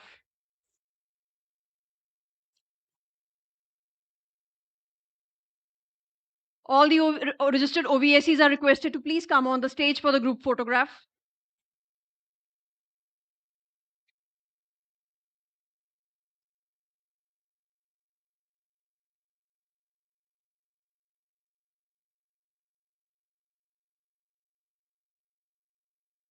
Stand.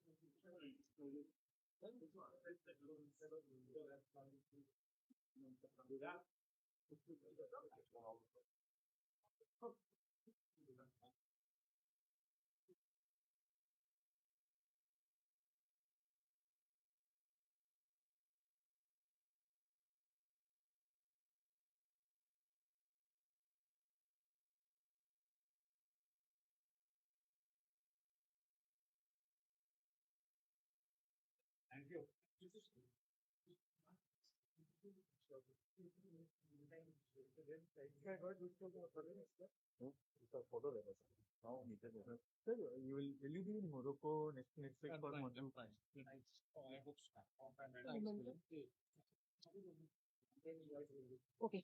So we thank the Honorable Minister of State for coming here today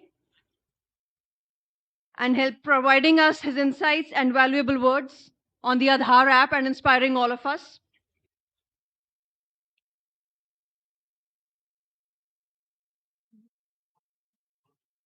His unwavering commitment and invaluable contributions have been instrumental, and now we present the memento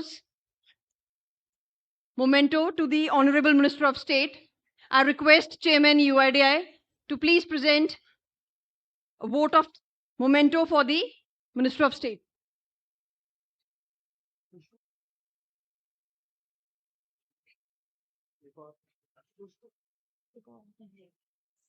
Ladies and gentlemen, a huge round of applause when we present the memento to the Honorable Minister of State.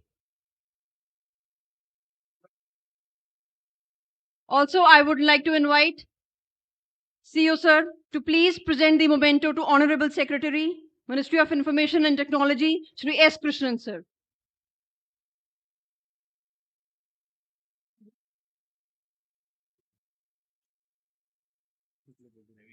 Please, we are thank you, and please be seated, and we are thank you for everyone, and it is a privilege to express our heartfelt gratitude and thanks to Shri Jitin Prasada ji Sir to deliver and come here and provide us with his insightful words.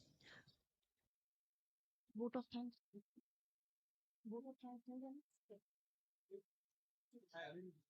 Enough now.